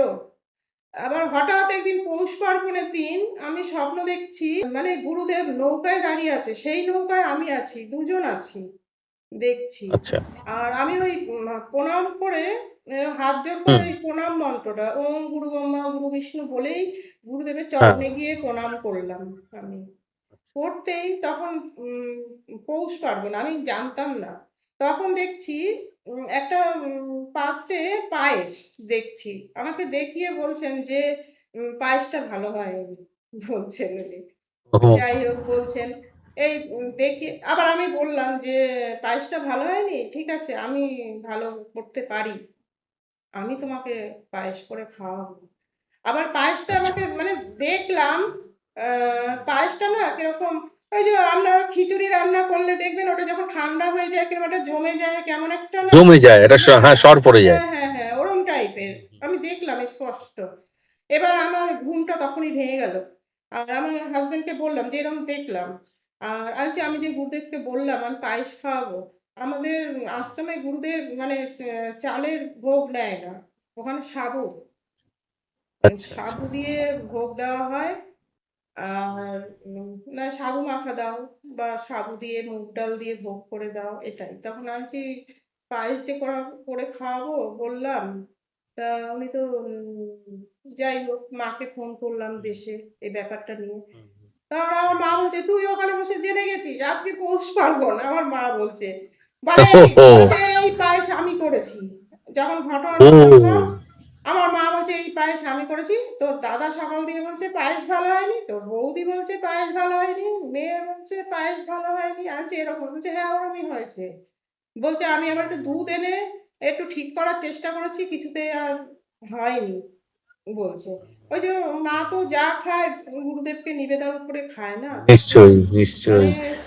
মানে ওই বুঝতে পারছেন তো ব্যাপারটা। এবং সেই একই ব্যাপারটা ওনার নিজের ভালো লাগেনি, আপনাকেও জানিয়ে গেলেন এখানে। হ্যাঁ, বলছে হুম। পায়েসটা ভালো হয়, মানে পায়েসটা ভালো হয়নি, সেটা আর কি বললো। না, মাকে জানালাম, মা বলছে দেখ, তুইও ওখানে বসে জেনে গেছিস, তো দাদা বলছে এটা বৌদি সত্যি এক দৈব যোগাযোগ, দৈব যোগাযোগ। এরকম এর অনেক ব্যাখ্যা ঘটনা কে? হয়েছে, আমাদের বেহালায় অনুষ্ঠান হয়েছে, আমি হ্যাঁ। মানে এখান দিয়ে মানে সেখানে চলে গেছি, এরকমও হয়েছে। আমি ফোন করছি, একদিন দেখছি ওরকম, আমার হাজবেন্ডকে বলছি আছি দেখছি গুরুদেব ওরকম বসে আছে, কিন্তু গুরুদেব একা না, আছি আরো লোকজন আছে। আমার হাজবেন্ডকে বলছি আমি এরকম দেখলাম, প্রণাম করলাম, আমি বললাম। দেশে ফোন করেছি, এবার বলছে নেই, মা কাকিমারা নেই আর কি, কাকিমা নেই। তার বলছে কোথায় গেছে, বলছে আজকে তো গুরুদেবের অনুষ্ঠান হচ্ছে। আজ ওই দেখো ওখানে অনুষ্ঠান হচ্ছে, আর আমি মানে সেখানে, ওই যে বলে না সূক্ষ্ম দেহ, সূক্ষ্ম দেহ, ঠিক। সূক্ষ্ম দেহ মানে হুম, আমার এখানে তো এই স্থূল দেহটা পড়ে আছে, সূক্ষ্ম দেহটা চলে হুম, গেছে হুম। ওখানে। এরকম অনেক ঘটনা, তারকেশ্বরে চলে গেছি এরকম সূক্ষ্ম দেহ, ওরকম অনেক ঘটনা হয়েছে আমার সাথে এরকম, তারকেশ্বরের আচ্ছা, আচ্ছা, মন্দিরে আচ্ছা। ওইভাবে চলে গেছি। এই একটা ঘটনা। যাই হোক, বুঝলাম যে ওই যে গুরুদেবের উপরে হয়তো উনি আসবেন, নৌকায় তুলে নিয়েছে, দেখালেন না যে হুম, হুম, হুম। বিশ্বাস করেছি, ভয় পাইনি। বিশ্বাসের সাংঘাতিক শক্তি, শক্তি। হুম দেখুন, বিশ্বাস কথাটা কিন্তু বলাটা সহজ, কিন্তু বিশ্বাসের গভীরে পৌঁছানোটা খুব কঠিন। এবং সেই কারণেই এই যারা এইসব দৈব অলৌকিক ঘটনা বিশ্বাস করতে পারেন না, তাদের সে অমৃতের স্বাদ আর নেওয়া হয় না এই জীবনে। বলে না এটা সত্যি সত্যি বিশ্বাসের তাদের নিরাপদ দুর্ভাগ্য তো। যে শুধু তা নয়, এটা হুম আমাদের দুর্ভাগ্য, আমরা যারা বিশ্বাসী, যে তারা বিশ্বাসে কোনোদিন পৌঁছতে পারলেন না, হুম এটাই আর কি। হ্যাঁ, বিশ্বাস করেছি যে খারাপ তো কি আছে, বুঝতে পারছেন তো, উনি তো দেখবেন এটা খারাপ হয়েছে। উনি যখন আমার বিবাহিত লাইফে এসে আশীর্বাদ করে গেছেন আমি আজকে ভালো আছি, শেষের দিনও আমি ভালো থাকবো, এটা আমার মনের মধ্যে আর কি বিশ্বাস। তারপরে দাদার ছেলে চলে গেল, ওই ঘটনাটা বলি। বলুন। দাদার ছেলে হলো, যাই হোক, 4 বছর কমপ্লিট করেছে আর কি সবে। তো দাদার ছেলে আর কি যেদিন মারা গেল আর কি, সেই দিনের ঘটনা বলি। আগে থেকেই বুঝতে পেরেছিলাম থাকতো না, কিন্তু ব্যাপারগুলো বুঝিনি। একদিন 1 মাস আগে দেখছি কি যে একটা মাটির শিবলিঙ্গ ভেদ করে না বেরিয়ে যাচ্ছে, আমি দেখেছি। আর সারা গায়ে মাটি, কিন্তু অত বুঝিনি বিয়ের আগে তো, অত এসব এখন যেন একটু শুনি, এই যে ইউটিউব চ্যানেলে ধর্ম কথা শুনি, একটু জ্ঞান বেড়েছে বা কিছু, তখন অত বুঝতাম না এসব।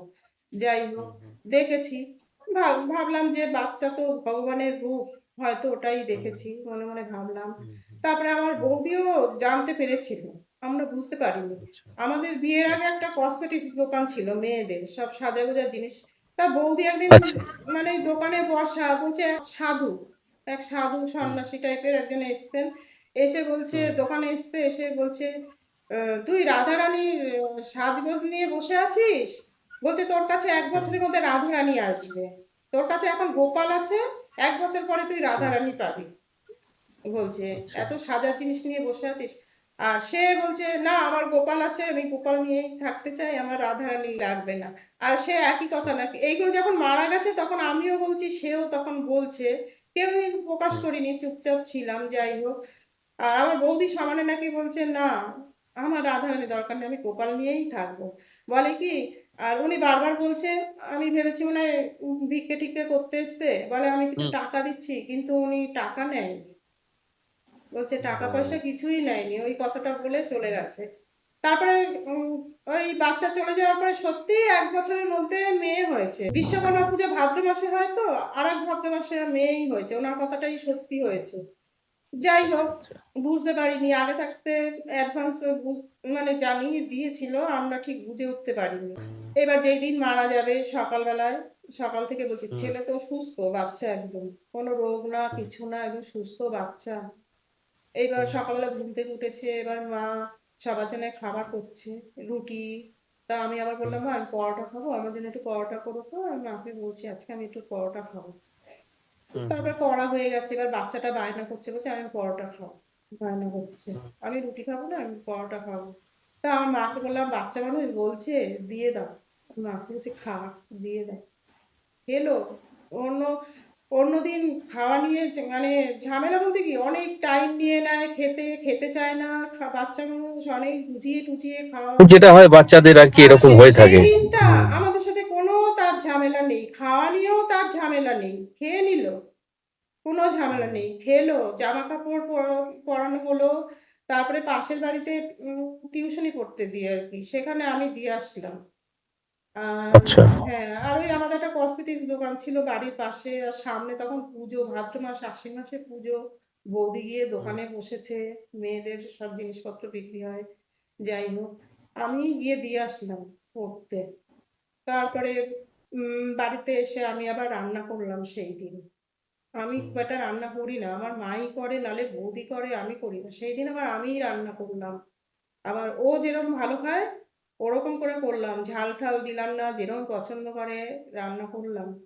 তারপরে পড়ে এলো, স্নান করানো হলো, তারপরে খেলো। ও সেদিন কোনো ঝামেলা করলো না, ও খেয়ে নিল। সেদিন তার কোনো ঝামেলা নেই, তাড়াতাড়ি খেয়ে নিল। আর প্রত্যেকদিন দেরি করতো, ওর মা অনেক আগে ওকে নিয়ে বসতো, আর আমরা পরে এসে বসতাম, তার আর খাওয়া হতো না। আর আমি ওই প্রতিদিন একই কথা বলতাম যে তুমি কোনোদিন ফার্স্ট হতে পারো না, তুমি আমাদের ফার্স্টে এসে বসে যাও খেতে, অথচ তুমি ফার্স্ট হতে পারো না, লাস্ট হও। আর আমরা লাস্টে আসি, আর আমরা ফার্স্ট হয়ে যাই, আমি বলতাম, এই কথাটা ওকে বলতাম সব সময়। আচ্ছা। তো যাই হোক, সেদিনটা তাড়াতাড়ি খেয়ে নিয়েছে। এবার ওর মা আবার বললো কি আমার মাকে, যে মা আমি একটু দিদির বাড়িতে যাব, মানে বাচ্চার মাসির বাড়ি। ওর মাসির আচ্ছা। বাড়ি আবার পাশে, দূরে না, হুম এই হুম একই পাড়ায়, হুম হুম আগে পরে। হুম যাই হোক, তার জামা কাপড় পরছে, আমার তখন খাওয়া হয়নি। এবার আমার কানের কাছে এসে বলছে যে আজকে তোমাকে লাস্ট করে দিলাম, আমি আজকে ফার্স্ট, আমাকে বলছে। কথাটা কিরকম, মানে আজও আমি মানে ভুলতে পারি না এইগুলো, মানে এমন এমন কাণ্ড করেছে সেই দিন। মানে সেই শেষ দিনটা আচরণগুলো পুরো সব অন্যরকম ছিল। অন্যরকম ছিল।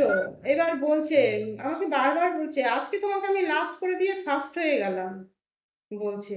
বলে ওইটাই শেষ কথা বলে বেরিয়ে গেল। তারপর মাসির বাড়িতে গেছে, আসার পথে যে রাস্তা দিয়ে আসছিল, আর ওই ওখানে মাটির গাড়ি, তখন আমাদের বেহালায় মেট্রো রেলের কাজ হচ্ছিল, আর মাটি পাচার করতো। দিনের বেলায় বারণ ছিল ওখানে ঢোকানো। এটা হলো কত সালের কথা, 2011 সালের কথা, তখন সেপ্টেম্বর মাস, তখন 2011 সালের কথা তখন। আর দিনের বেলায় মানে বারণ ছিল ওই মাটির লরি ঢোকানো, তা সত্ত্বেও ওরা ঢুকতো। আর ওই আমার বৌদি একটা গলি থেকে ব্যাক করে মানে আর একটা গলিতে আসছে, আর গাড়িটাও ওই মুহূর্তে আসছে, মানে ব্যাক করে, গাড়িটা ফুল স্পিডে চলছিল না, আস্তে করেই আসছিল ওখান থেকে, যে ফুল স্পিডে যে খুব চলছে বা কিছু, সেরকম কিছু না। আর রাস্তার পাশে প্রচুর স্টোন চিপ ফেলে ঢিপ করে রেখে দিয়েছে ওখানে, আবার ওইখানে। আর কি কারণে আমার বৌদির হাতটা থেকে বাচ্চার হাতটা ছেড়ে গিয়ে ওই চাকার কাছে চলে গেল। এবার এই ভেতরে ভেতরে চোটটা খেয়েছে আর কি, উপর থেকে বোঝা যায়নি যে অ্যাক্সিডেন্ট হয়েছে, যে বোঝা যায়নি ভিতরে যা হয়েছে। যাই হোক, তারপরে আমাদের বাড়িতে খবর এলো, তাড়াতাড়ি করে চলে গেলাম, আমরা লেট করলাম না, বাড়ির পাশেই আমাদের নার্সিং হোম, সেখানে নিয়ে গেলাম যে তাড়াতাড়ি ট্রিটমেন্ট হোক, কি হয়েছে বাচ্চা। ওখানে বেসরকারি, এবার ওরা বলছে না এটা তো অ্যাক্সিডেন্ট কেস, সরকারি হসপিটালে যেতে হবে, সরকারি হসপিটালে নিয়ে যান বলছে। ওরা একটা স্যালাইন দিয়ে ছেড়ে দিল ওরা।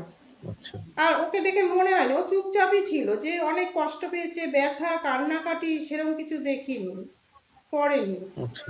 এবার ওর মা বসে আছে পাশে, আমি ট্যাক্সি নিয়েছি, আমার দাদা বসে আছে, ওর মায়ের কোলে মাথাটা, আমার কোলে পাটা, আমি এবার পায়ে হাত বুলিয়ে দিচ্ছি বারবার।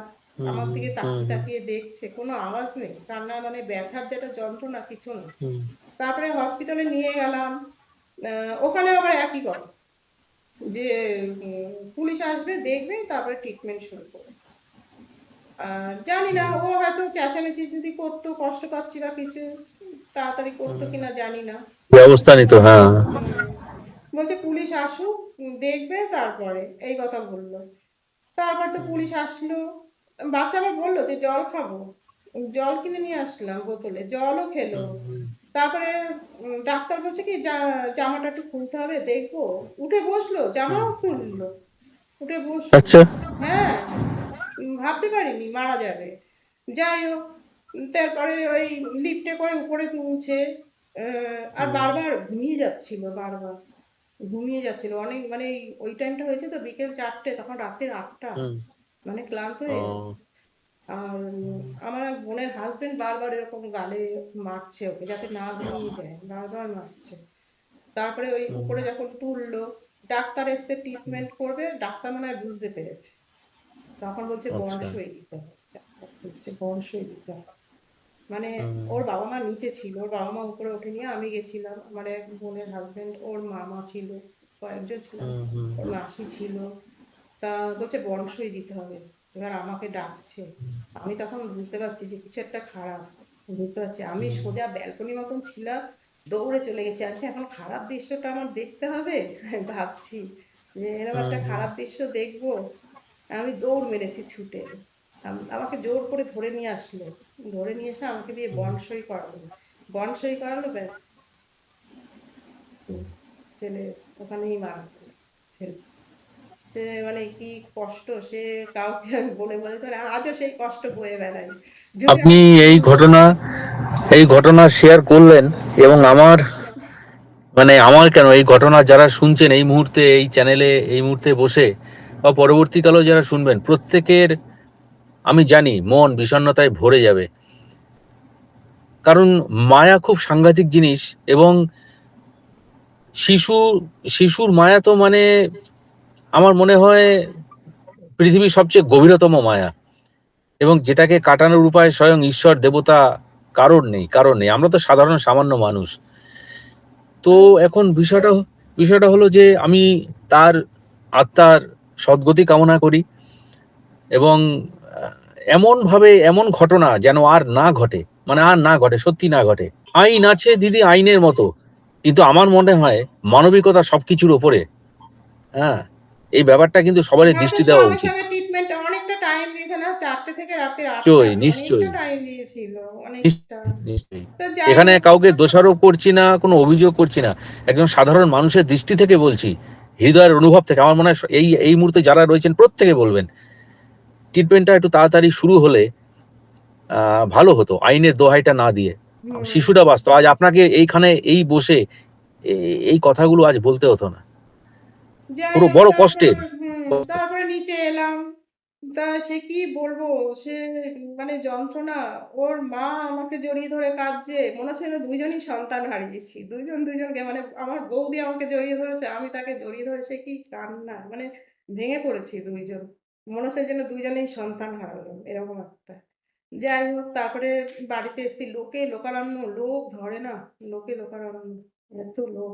তারপরে বিশ্বকর্মা পুজোর দিন ওই বাচ্চা আমাকে দিয়ে ঘুড়ি কেনালো, লাটাই কেনালো, আমাকে আহ খুব ভালোবাসতো, আমার কাছে আবদার করলো আমার জন্য ঘুড়ি আনবে, লাটাই আনবে। সেই এনে দিলাম আমি, সামনে বিশ্বকর্মা পুজো। খুব ভেঙে পড়েছিলাম। যাই হোক, মনে আর শান্তি পাচ্ছি না, কিছুতেই শান্তি পাচ্ছি না, এত অশান্তি।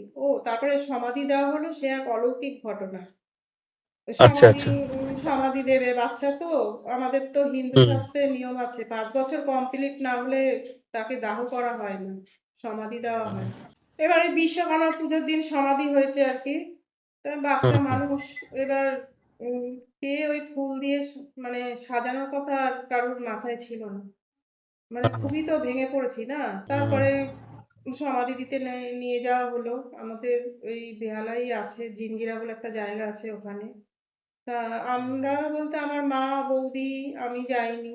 মানে ওই দৃশ্য কি করে দেখবো, যাইনি। দাদা গেছিল, বাচ্চার মাসিরা গেছিল। যাই হোক, প্রচুর লোক গেছিল। তারপরে আশেপাশে অনেকে, মানে আমরা তাদের চিনি না, তাদের শুনে এতটা খারাপ লেগেছে, তারাও চলে গেছিল ওখানে একবার দেখার জন্য, এরকম। হুম, যাই হোক, সমাধি দেবে কেউ, সেইভাবে ফুল টুল, মন মানসিকতা কারোর ভালো নেই, ফুল দেওয়ার হুম, কথা কারোর মাথায়ই ছিল না। হুম, তারপরে সমাধি দিয়ে দেবে আর কি, ওকে যখন মাটিতে রেখেছে তখন দেখছে কি, আহ, যে আর কি সমাধি দেয়, দেখছে হঠাৎ করে না হুম। কেঁপে উঠেছে বডিটা, আচ্ছা। বডিটা কেঁপে উঠেছে। তখন সে ভাবলো কি হলো ব্যাপারটা, তার মাথায় একটু অন্যরকম আর কি কাজ করছিল, যে কিছু হ্যাঁ। আহ, কিছু অলৌকিক কিছু ঘটতে চলেছে, এরকম কিছু। এখানে সমাধি দেওয়া হয়েছিল ওই বড় একটা ফুল গাছের নিচে, অনেক বড় ফুল গাছের নিচে। আচ্ছা, আর আচ্ছা। ওখানে নিজেদের ইচ্ছায় হয় না, ওরা যে সিরিয়াল দেবে সেই সিরিয়ালে। পরে আমরা গিয়ে দেখে হুম, এসেছি তো, ওখানে হুম, গেছিলাম পরে আমরা। যাই হোক, তা বললো কি তখন কটা ফুল পড়লো ওখানে, বললো কটা ওই ফুল, কাজ থেকে ওইটার মধ্যে। কটা হুম, ফুল পড়লো বললো। সমাধি, আর যে সমাধি দিয়েছে ও বলছে আমাদের জীবনে, আমার লাইফে এরকম ঘটনা কোনোদিন হয়নি। বলছে অনেক বাচ্চাই তো দিয়েছি, বলছে আমার লাইফে এরকম ঘটনা কোনোদিন হয়নি। যাই হোক, বাড়িতে এসে সবাই বললো, শুনলাম। তারপর পরে একদিন আমরা দেখতে গেছিলাম, দেখলাম আচ্ছা। সত্যিই তাই। দেখলাম ফুল পায় ওখানে। প্রকৃতি তাকে তুলে দেয়, ফুল পায়। প্রকৃতি নিজেই ফুল দেয়। হুম, ফুল পায়। যাই হোক, তারপর বাচ্চা তো, যাই হোক, ওর তো একটা আত্মার শান্তি কামনার জন্য তো একটা করতেই হয়। বাচ্চাও, যাই হোক, 4 দিনে। এখন আমরা ঠিক করলাম বাড়িতে আর করবো না। আহ, তা আমার এক কাকিমার কয়দিন আগে বাবা মারা গেছেন, উনি বললো আমি কালীঘাটে গিয়ে করে এসেছি। তো আমার দাদা বৌদিকে নিয়ে গেল ওখানে, বলছে চল নিয়ে যাই, ওখানে করবি। নিয়ে গেছে। এবার আমার কাকিমা যার কাছে করেছে তাকে ধরেছে, সে বলছে না আমি করবো না, আমি একজন ঠিক করে দিচ্ছি, সে করবে। নিয়ে গেছে, নিয়ে যাওয়ার পরে দেখছে আমাদের গুরুদেবেরই উনি দীক্ষিত, যে আচ্ছা। মানে করেছেন কাজটা, মানে হুম, সবকিছু, হুম, মানে মারা যাওয়ার পরে দেখছি সব ব্যাপারে একটু অন্যরকম দেখছি। তার ওনার কাছে হুম। যেই মানে নিয়ে গেছে, এবার আমার দাদা বৌদি গিয়ে দেখছে কি ওনার ঘরে আমাদের গুরুদেবের বড় একটা বিগ্রহ দেখছে। আচ্ছা, আচ্ছা। উনিও মানে খুব ভালো, একটা বাচ্চার হুম, কাজ হুম। করে দিল উনি। এও একটা, আচ্ছা, মানে যার কাছে নিয়ে গেল সে করলো না, উনি করে দিল আচ্ছা, কাজটা। উনি করে দিলেন। হুম, কাজটা করে দিল। হুম, হুম। তারপরে মন মেজাজ তো খুবই খারাপ, কোনো কিছুতে শান্তি পাচ্ছি না, কোনো কিছুতে শান্তি নাই। মানে খাবো কি, খেতে পাচ্ছি না, শুতে পাচ্ছি না, কোথাও যে যাব, কোনো রকম ভাবে মানসিক শান্তি পাচ্ছি না, ঘুমাতে পাচ্ছি না। একটু মানে ঘুমটা ভেঙে গেলেই ওই মাথার মধ্যে সে মানে কি যন্ত্রণা, বলে মানে বোঝাতে পারছি বিভিন্ন না। স্মৃতিগুলো ঘুরে বেড়াচ্ছে চারিদিকে একদম। হ্যাঁ, সে যে কি যন্ত্রণা, মানে খেয়ে শান্তি নেই, শুয়ে শান্তি নেই, ঘুমটা ভেঙে গেলে ওইটা মাথার মধ্যে আসছে, কি একটা যন্ত্রণা। যেদিন কাটায় কাটায় 30 দিন। এবার আমি দেখছি যে ভোরবেলা, ভোর 4টে থেকে 5টা, আমি একা খাটে শোয়া, দেখছি ও এসছে, ও হাঁটতে হাঁটতে এলো, এসে আচ্ছা, আমাকে আলিঙ্গন দিল। দেখছি আচ্ছা, আমাকে একটা আচ্ছা। আলিঙ্গন দিল, দিয়ে কোনো কথা নেই, চলে যাচ্ছে। তারপরে আমি পিছন দিক দিয়ে এরকম বলছি দাঁড়া, হুম, তারপরে দাঁড়িয়ে গেল, মানে ওই রূপেই এসছে। লাস্ট আমি যেভাবে দেখেছি না, মানে ওই যে হুম, ডাক্তার হুম, বলেছিল জামা প্যান্ট খুলতে হবে, বাচ্চা মানুষ, হুম, মানে গায়ে জামা হুম। কাপড় ছিল না, ওইভাবেই এসছে। দেখছি গায়ে জামা ও, কাপড় নেই, দেখছি ওইভাবেই এসছে। আচ্ছা। তা আমি বলছি দাঁড়া, দাঁড়িয়ে গেল। তারপরে হুম, আমি বললাম আমার দিকে ঘুরে দাঁড়া, ঘুরে দাঁড়ালো। হুম, তখন বলছে আয় আমার কাছে। তখন বলছে না হুম, আমি আসবো না, বলছে। তখন আমি বলছি কেন রে? ও বলছে না আমি তো আর হুম। আসবো না, আমাকে বলছে। তখন মানে আমি দুঃখে, মানে কান্নায় ভেঙে পড়েছি, যে এসেও চলে স্বাভাবিক। যাচ্ছে। হ্যাঁ, হুম, হুম, কান্নায় ভেঙে পড়েছি, খুব কান্না করছি। তখন দেখছি মানে ওর দেহটা বাচ্চা, কিন্তু ওর হুম, কথাবার্তা বাচ্চা না, ওর যে গলার ভয়েস, মানে হুম, বয়স্কদের মতো ভারী গলা। হুম, হুম, সে আমাকে হুম। অনেক কিছু বোঝাচ্ছে। তখন আমি মানে স্বপ্নের মধ্যে বুঝতে পারছি যে খুব মানে ভালো বিভিন্ন আত্মা। তত্ত্বের কথা বলছে। হ্যাঁ, হুম, সাধু সন্ন্যাসী হবে কোনো, আমি বুঝতে পারছি, হুম, হুম, আমাকে হুম। বোঝাচ্ছে আর কি। তখন আমি একটু ঠান্ডা হলাম, মানে আমাকে যখন বোঝালো তখন ঠান্ডা হলাম, বুঝিয়ে টুঝিয়ে চলে গেল। আমার ঘুমটা ভেঙে আচ্ছা। গেছে তখন। যেই ঘুমটা ভেঙে গেছে আবার মাথায় এসছে যে এলো চলে গেল, আবার কান্না করছি আমি। আমার মা এসে বলছে কান্না করছিস কেন? আছি এরকম এলো, আছি এসে আবার আচ্ছা। চলে গেল। পরে বুঝতে পারলাম যে খুব ভালো আত্মা ছিল। ভালো আত্মা ছিল এবং সে যে আর আসবে না মানে তার কিন্তু মুক্তি ঘটে গেল, হুম। ঈশ্বরে লীন হয়ে মুক্তি গেল এবং ঘটে তার গেল, এর পিছনেও ঘটনা আছে। তার আচ্ছা, কিছুদিন পরে, মানে সেপ্টেম্বর মাসে মারা গেছে, তো ডিসেম্বর মাসে আমার দাদা ওরা ঠিক করলো কি গয়ায় যাবে। গয়ায় যাবে, আমার বাবাও মারা গেছে, গয়ায় যাবে একটু পিণ্ড দিয়ে আসবে। ওদের মনে মনে অনেক একটা ছিল, মানে বাবা মা তো, যে আমার বাচ্চা যেখানেই থাকুক যেন ভালো থাকে, কিন্তু বাচ্চাদের পিণ্ড হয় না 5 বছর না হলে, ওরা জানতো না ওটা। যাই হোক আচ্ছা, গয়ায় দেয় না। তা মনে এটা ছিল বাবা মারা গেছে, বাবার পিণ্ড দিতে যাবো। তা আমার দাদা বৌদি গেল, আমার বৌদি বড় দিদি গেল, আর ওই যে কাকিমার গল্প করলাম ওই কাকিমা, ওই হুম, কাকু, কয়েকজন মিলে গেছিল আর কি গয়ায়। আচ্ছা, তাই কাকিমাকে স্বপ্ন দিল, আবার কাকিমা বলছে যেদিন পিণ্ড দেব হুম, দেখছি বাচ্চাটা দৌড়ে দৌড়ে আসছে আর আমাকে বলছে তোমরা সবাই এসে গেছো, তোমরা সবাই এসে গেছো, আমি তো এখানে অনেক আগেই এসে গেছি, বলছে। ও, বলছে আমি অনেক আগেই এখানে এসে গেছি, মানে তার অনেক আগেই মুক্তি হয়ে গেছে আর কি, হ্যাঁ, হ্যাঁ, হ্যাঁ, বলছে। হ্যাঁ, আর আমার বৌদি খুব হুম, আশ্রমে যেত, খুব, মা তো হুম, উম মানে চলে যেত ওখানে, যে মহারাজ উনি বারবার বলতো, উনি হুম, বলতো যে তুই কাঁদিস না, তোর ছেলে খুব ভালো জায়গায় আছে, তুই কান্না করিস না। যতবারই গেছে উনি ততবারই একই কথা বলেছেন, হুম, যে হুম, তুই কাঁদিস না, ভালো জায়গায় আছে, এরকম বলতেন খুব। হুম। তা যাই হোক। আসলে আমাদের মনটাকে তো আমরা সেভাবে বোঝাতে পারি না, সত্য যাই হোক না কেন। ওই আমরা কাকিমা মানুষ বলছিল, তো, বলে আমি সাধারণ ওরকম মানুষ। দেখলাম যেদিন পিণ্ড দিতে যাবো দেখছি ওরকম ছুটে ছুটে আসছে, এসে বলছে তোমরা সবাই এসে গেছো, তোমরা সবাই এসে গেছো, আমি তো অনেক আগেই এসে গেছি। ওই কাকিমা এসে আমাদের বাড়িতে এসে বলল, এই আর কি। যাই হোক ওই মনে মনে কামনা করতাম যে আবার আসুক। ও বলেছে বলেছে যে আসবো না, তবুও মনে মনে কামনা করতাম আসুক। তারপরে ওই 1 বছরের মধ্যে আবার আমার দাদার ঘরে মেয়েও হলো। আর আমি ওই যে ঠাকুরকে রাধারানী বলেছিল। হ্যাঁ, তারপরে আমিও হুম। ঠাকুরকে বলতাম, শিবের পুজো করতাম তো, বলতাম যে ঠাকুর দিলে নিয়ে নিলে, আমি বলতাম ঠাকুরকে তুমি দিয়ে আবার নিয়েও নিলে, এটা খুব বলতাম। তারপরে আমি দেখেছি যে দুটো বাচ্চা ওরকম ও চলে যাওয়ার পরে, তা ওই দাদার ঘরে তো আবার মেয়ে হলো, তা মেয়েও মনে হয় ভালো হবে, মেয়ের ব্যাপারে ওরকম দেখলাম, ভালো কিছু দেখলাম। যখন দেখলাম ওর মা প্রেগনেন্ট, একদিন দেখছি একটা গঙ্গার পাড়ে বসে আছে, ওই পেটের কাছ থেকে দেখে একটা জ্যোতি মতন চলে গেছে। আমি ওর উপর ও দিয়ে হাঁটতে হাঁটতে হাঁটতে হাঁটতে যাচ্ছি, যেখানে শেষ হলো জ্যোতিটা ওখানে একটা ডুব দিলাম, দেখছি মা গঙ্গা বসে আছে, তারপর গিয়ে একটা প্রণাম করলাম। যাই হোক মেয়েও মনে হয় ভালোই হবে। আর ওই সন্ন্যাসীও বলে গেছে না যে 1 বছরের মধ্যে। আর মেয়ের ইয়ে পরে গলায় তুলসী মালা পরে বসে থাকে। এখনকার আচ্ছা দিনের আচ্ছা মেয়েরা আচ্ছা। তুলসী মালা পরে নিজে থেকেই, না তুলসী না মালা না, পরে বসে থাকে। ওরও দৈব যোগ আছে, এটা বোঝা হ্যাঁ, যাচ্ছে। তাই আমার ছেলে থেকে হুম। বেশি না ডিস্টেন্স বয়সের, 1 বছরেরও না। আচ্ছা আচ্ছা এই তো আজকেও তো কত গল্প করলো দুইজনে ফোনে, আচ্ছা আচ্ছা অনেক গল্প টান আছে। আমার একমাত্র ভাই, শুধু বলবে আমার একমাত্র ভাই, আমার একমাত্র ভাই, আচ্ছা। টান আছে। যাই হোক এই একটা ঘটনা। আর মনে মনে ভাবতাম আসুক এই। তারপরে আমার ছেলে আসার ঘটনাও আছে। আচ্ছা, সেটা কিরকম? সেটা হলো আমার তো বিয়ে হলো, বিয়ের পরে তারপরে গুরুদেবের কাছে গেলাম আশ্রমে, গিয়ে ওখানে প্রণাম করলাম। আমাকে বললো যে এখানে একটা ঢিল বাঁধো, আবার ঢিল বাঁধলাম ওখানে। এই তখন মনে মনে কি আর বলবো, বিয়ে হয়ে গেছে না, কি বলবো, সন্তান কামনা করেই বেঁধে এসছি ওখানে, হ্যাঁ হ্যাঁ। কি আর বলবো। তারপর তো আমার হাজবেন্ড চলে এসছে, বিয়ের 2 মাস পরে আবার ইটালিতে চলে এসছে, বলছে বৈশাখ মাসে বিয়ে হয়েছে, বলছে আষাঢ় মাসে চলে আসলো, বললো আবার পুজোর সময় আমি আসবো। বলছে চলে যাই, বলছে পুজোর সময় আবার আসবো। আমার হাজবেন্ড চলে গেল।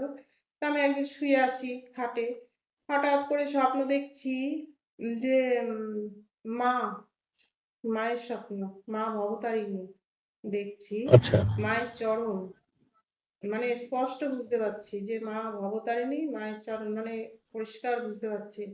আর দেখছি মানে পুরো দিনের আলো না, মানে হালকা হালকা আলো, দেখছি একটা বাচ্চা আমাকে দেখিয়ে বলছে মানে আসছে, বলছে। ও। হুম, তারপরে আমার ঘুমটা ভেঙে গেল। ডাকতলা আশ্রমে মা ভবতারিণী আছে আমাদের, হ্যাঁ। ভবতারিণী আছে ওখানে। আমি হুম। নাকতলা আশ্রমে গিয়ে আবার একদিন যেই প্রণাম করলাম, ওই স্বপ্নের সাথে আমার মিলে গেল যে যেরকম দেখেছিলেন সেই রকম এখানে। মিলে গেল। তখন বুঝলাম হুম। যে আমাদের আশ্রমেরই মা, বুঝলাম। আর তার কিছুদিন আগে তো আমি ঢিল বেঁধে এসেছিলাম ওখানে। যাই হোক আচ্ছা আবার মাসখানেক গেল, আবার একদিন ওরকম স্বপ্ন দেখছি, আমি তারকেশ্বরে চলে গেছি, আমি স্বপ্ন দেখছি। আচ্ছা তারকেশ্বরে গিয়ে মন্দিরের ভিতরে ঢুকিনি, মন্দিরের বাইরে থেকে আমি মানে বাবার মাথায় জল দিয়েছি, দিয়ে এইবার আমার নিজেরই খারাপ লাগছে। এবার আমি ঠাকুরকে মানে হাত জোড় করে বলছি, বাবা আমি কি কাজটা ভালো করলাম, তোমাকে আমি এইভাবে জল দিলাম। যেই বলেছি ভিতর থেকে বড় একটা এরকম এসে আমাকে পুরো আমাকে জড়িয়ে ধরেছে, আর আমার আচ্ছা চট করে ঘুমটা ভেঙে গেছে। আর ওই যে মন্দিরের যে ছুঁড়ে জল দিয়েছি তার পিছনেও কারণ আছে। আমার বিয়ের পরে পরে আমার শ্বশুর মারা গেছে, আচ্ছা। ওই 1 বছরের মধ্যে আমাকে ওই মন্দিরে, কোনো মন্দিরে ঢুকতে না করা হয়েছিল শ্বশুর বাড়ি থেকে। অসুচ যেহেতু। এক হুম। বছর তো আমরা মানি না, আমাদের সনাতন ধর্মেও তো আমরা 1 বছর মানি, কাল ষষ্ঠীটা পানি। মানি। ওই ব্যাপারটা হলো তাই, ওইভাবে জল দিয়েছি, মানে আমার হাতে জল নিয়েছে মন্দিরের ওই আচ্ছা মন্দিরের ভিতরে ঢুকিনি আর কি, এইভাবে দেখলাম। যাই হোক তারপরে তো ছেলে হলো, ছেলে এসছে অনেক বাধা বিঘ্নের মধ্যে দিয়েই ছেলে এসছে। আমার আমার অনেক সমস্যা ছিল, আজকালকার মেয়েদের যা আচ্ছা। থাকে সিস্ট এই সেই অনেক সমস্যা ছিল, হ্যাঁ। ওর মধ্যে দিয়েই ছেলে সুস্থভাবেই হলো। যে শোনে সেই বলে বলে কি করে সম্ভব হলো, সবাই যে শোনে যে কি করে এরকম মানে সুস্থ স্বাভাবিক বাচ্চার আমি জন্ম দিলাম। যাই হোক তারপরে ছেলের তো এই 6 মাসে মুখে প্রসাদ দিতে হবে, তা ওর বাবা নেই, ওর বাবা তো ইটালিতে, কবে আসবে। তা ঠিক করলাম যে আশ্রমে নিয়ে গিয়ে মুখে প্রসাদ দেব। ঠিক করলাম যে ওখানে দেয় প্রচুর। যেদিন বাচ্চাদের অন্নপ্রাশন থাকে না, ডেট থাকে, ওই আশ্রমে ওই দিন গেলে প্রচুর বাচ্চা দেখা যায়, নিয়ে আসে। আমিও ঠিক করলাম আমিও নিয়ে যাব, নিয়ে গিয়ে ওখানে গিয়ে গুরুদেবের প্রসাদ মুখে দেব ঠিক করলাম। আর ওখানে ঠিকও করা হলো, আগে থাকতে ঠিক করা হলো কবে আসবো, তারপরে ওই মহারাজই কোলে নিয়ে ওকে প্রসাদ দেবে, ঠিকও হলো। আচ্ছা আচ্ছা তারপরে আমার একটু গোনায় ভুল হয়েছিল। উম, আমার ছেলে হয়েছে আষাঢ় মাসের সংক্রান্তির দিন। আমি ওইসব অত ধরিনি, মানে আমি যখন ধরেছি অলরেডি ও 7 মাসে পড়ে গেছে অলরেডি। আচ্ছা আচ্ছা এবার আচ্ছা ওখান থেকে বললো যে তো 7 মাসে পড়ে গেছে, আষাঢ় মাসের একদিন হলেও ধরতে হবে, আর ওখানে বাংলা মাস ধরে, আমরা যেহেতু বাঙালি না, আষাঢ় মাস নিয়েই এগোতে হবে। তা বলছে আমার আচ্ছা তো 7 মাস হয়ে গেছে, 7 মাসে পড়েছে, হয়নি, বলছে 7 মাসে পড়েছে। আচ্ছা তাহলে এখন কি হবে? বলছে ছেলেদের তো 6 নাহলে 8, আর মেয়েদের 5 7, বলছে তাহলে 8-এ দেবে। বলছে 8-এ দেবে। তা বলছি ঠিক আছে, তা একটু দেরি আছে। একটু এবার দেরি, হ্যাঁ। একটু দেরি আছে, এর মধ্যে আমি তখন শ্বশুরবাড়িতে ছিলাম, তা আমি বললাম তাহলে বাবার বাৎসরিক কাজ, তাহলে আমি এখন ছেলেকে নিয়ে যাই। ভেবেছিলাম যে এখানে থেকেই শ্বশুরবাড়ির লোকজন নিয়ে দিয়ে আসবো। তা সেটাই আবার ঠিক করলাম যে বাবার বাড়ি দিয়ে ঘুরে আসি, এসে তারপরে দেবো। আর ওখানে আচ্ছা মহারাজ বলে দিয়েছিলেন যে আমরা বাচ্চা কোলে নেব তখনই মানে বাচ্চার চুল ফেলতে হবে, চুল ফেলে নিয়ে আসবে। আর বলছি ঠিক আছে তাই হবে। তারপরে তো বাপের বাড়িতে চলে আসলাম। তারপরে যেই দিন আসবো তার আগের দিনও আমার ছেলে সুস্থ, আর সকালবেলাও বেশ সুস্থ, আমি বিকালবেলা আসবো, পাশাপাশি বেহালাতেই। হুম হুম হুম হুম। হ্যাঁ, বেশি দূরে না, শ্বশুর বাড়ি বাপের বাড়ি। যেদিন আসবো হঠাৎ করে ছেলের এত জ্বর, সেই খুব জ্বর, যখন আসছে জ্বর 102 এরকম হয়ে যাচ্ছে ছেলের জ্বর। আচ্ছা আচ্ছা এখন ডাক্তার দেখালাম, এত জ্বর, ডাক্তার দেখিয়েছি, ডাক্তার বলছে 3 দিন, 3 দিন দেখি, 3টে রাত দেখি, আচ্ছা তারপরে 4 দিনের দিন যদি না কমে তাহলে অন্য কোনো ব্যবস্থা নেব, হুম ডাক্তার এই কথা হুম বললো। এদিকে তো এই শ্বশুরবাড়ির লোক বলছে আসছি না কেন, হচ্ছে এই অবস্থা এখন কি করে যাও, হুম ছেলেই তো সুস্থ না, নিয়ে যাবো মাঝ হুম, রাস্তায়, যদি এরকম আবার জ্বর ওঠে বা ওখানে গিয়ে ঠিক। জ্বর ওঠে, ওটাও তো একটা খারাপ না। হুম হুম হুম তা হুম যাই হোক হুম। আশ্রমেও জানানো হলো, ব্যবস্থাও করে দেয়। যাই হোক, আচ্ছা। আর এইদিকে ওই জ্বরের মধ্যে আমার মা একদিন স্বপ্ন দেখছে যে হুম। স্বয়ং শিব আমাদের ঘরের মধ্যে ঢুকেছে, ঢুকে আচ্ছা। এবার আমার ছেলে হুম। খাটে শোয়া, মানে তুলে নিয়েছে, তুলে নিয়ে এরকম জড়িয়ে ধরে রয়েছে, মানে এমন ভাবে জড়িয়ে ধরে রয়েছে মানে দেবে না কাউ। মা যা দেখলো সেটা আর কি আমাকে বলেছে। এবার আচ্ছা। মা আমাকে পরের দিন বলছে কি যে কিরে তুই কোথাও মানসিক করেছিস, আমার মা বলছে। আমি বলছি হুম আমার তো সেরকম মনে পড়ছে না যে আমি মানসিক করেছি, ওই যে হুম স্বপ্নে দেখেছিলাম না শিবের মাথায় জল দিয়েছি তারপরেই তো হুম হুম ছেলে এলো। যাই হোক, হুম। আচ্ছা আমার তো সেরকম কিছু মনে পড়ছে না, মাকে বললাম। মা বলছে তাহলে এক কাজ কর, ওই চুল টুল ফেলিস না।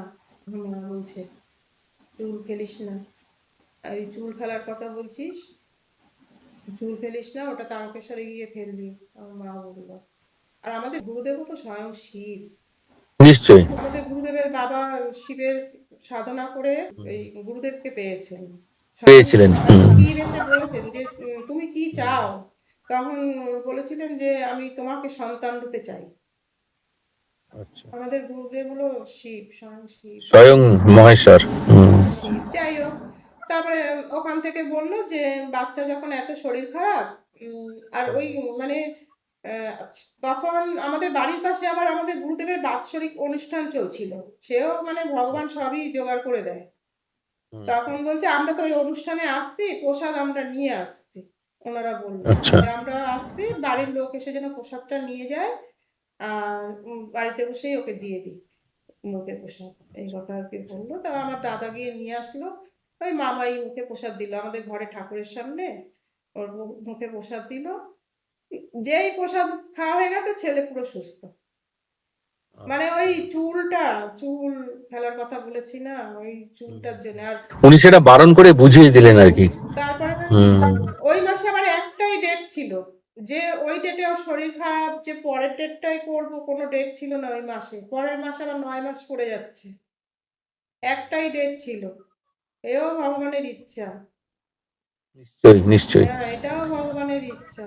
তারপর পরে ওর বাবা যখন এলো, তারপরে নিয়ে গিয়ে তারকেশ্বরে চুল দিয়ে এলাম। এই এই এক ঘটনা। হ্যাঁ, সত্যি অতি অসাধারণ ঘটনা আপনি বললেন। এটা আসলে তিনি সব নিয়ন্ত্রণ করেন, সমস্ত কিছু কন্ট্রোল করেন। তারটা আমরা সে তারটা পরে সে এসব করিয়ে বুঝতে নিয়েছে। পারি।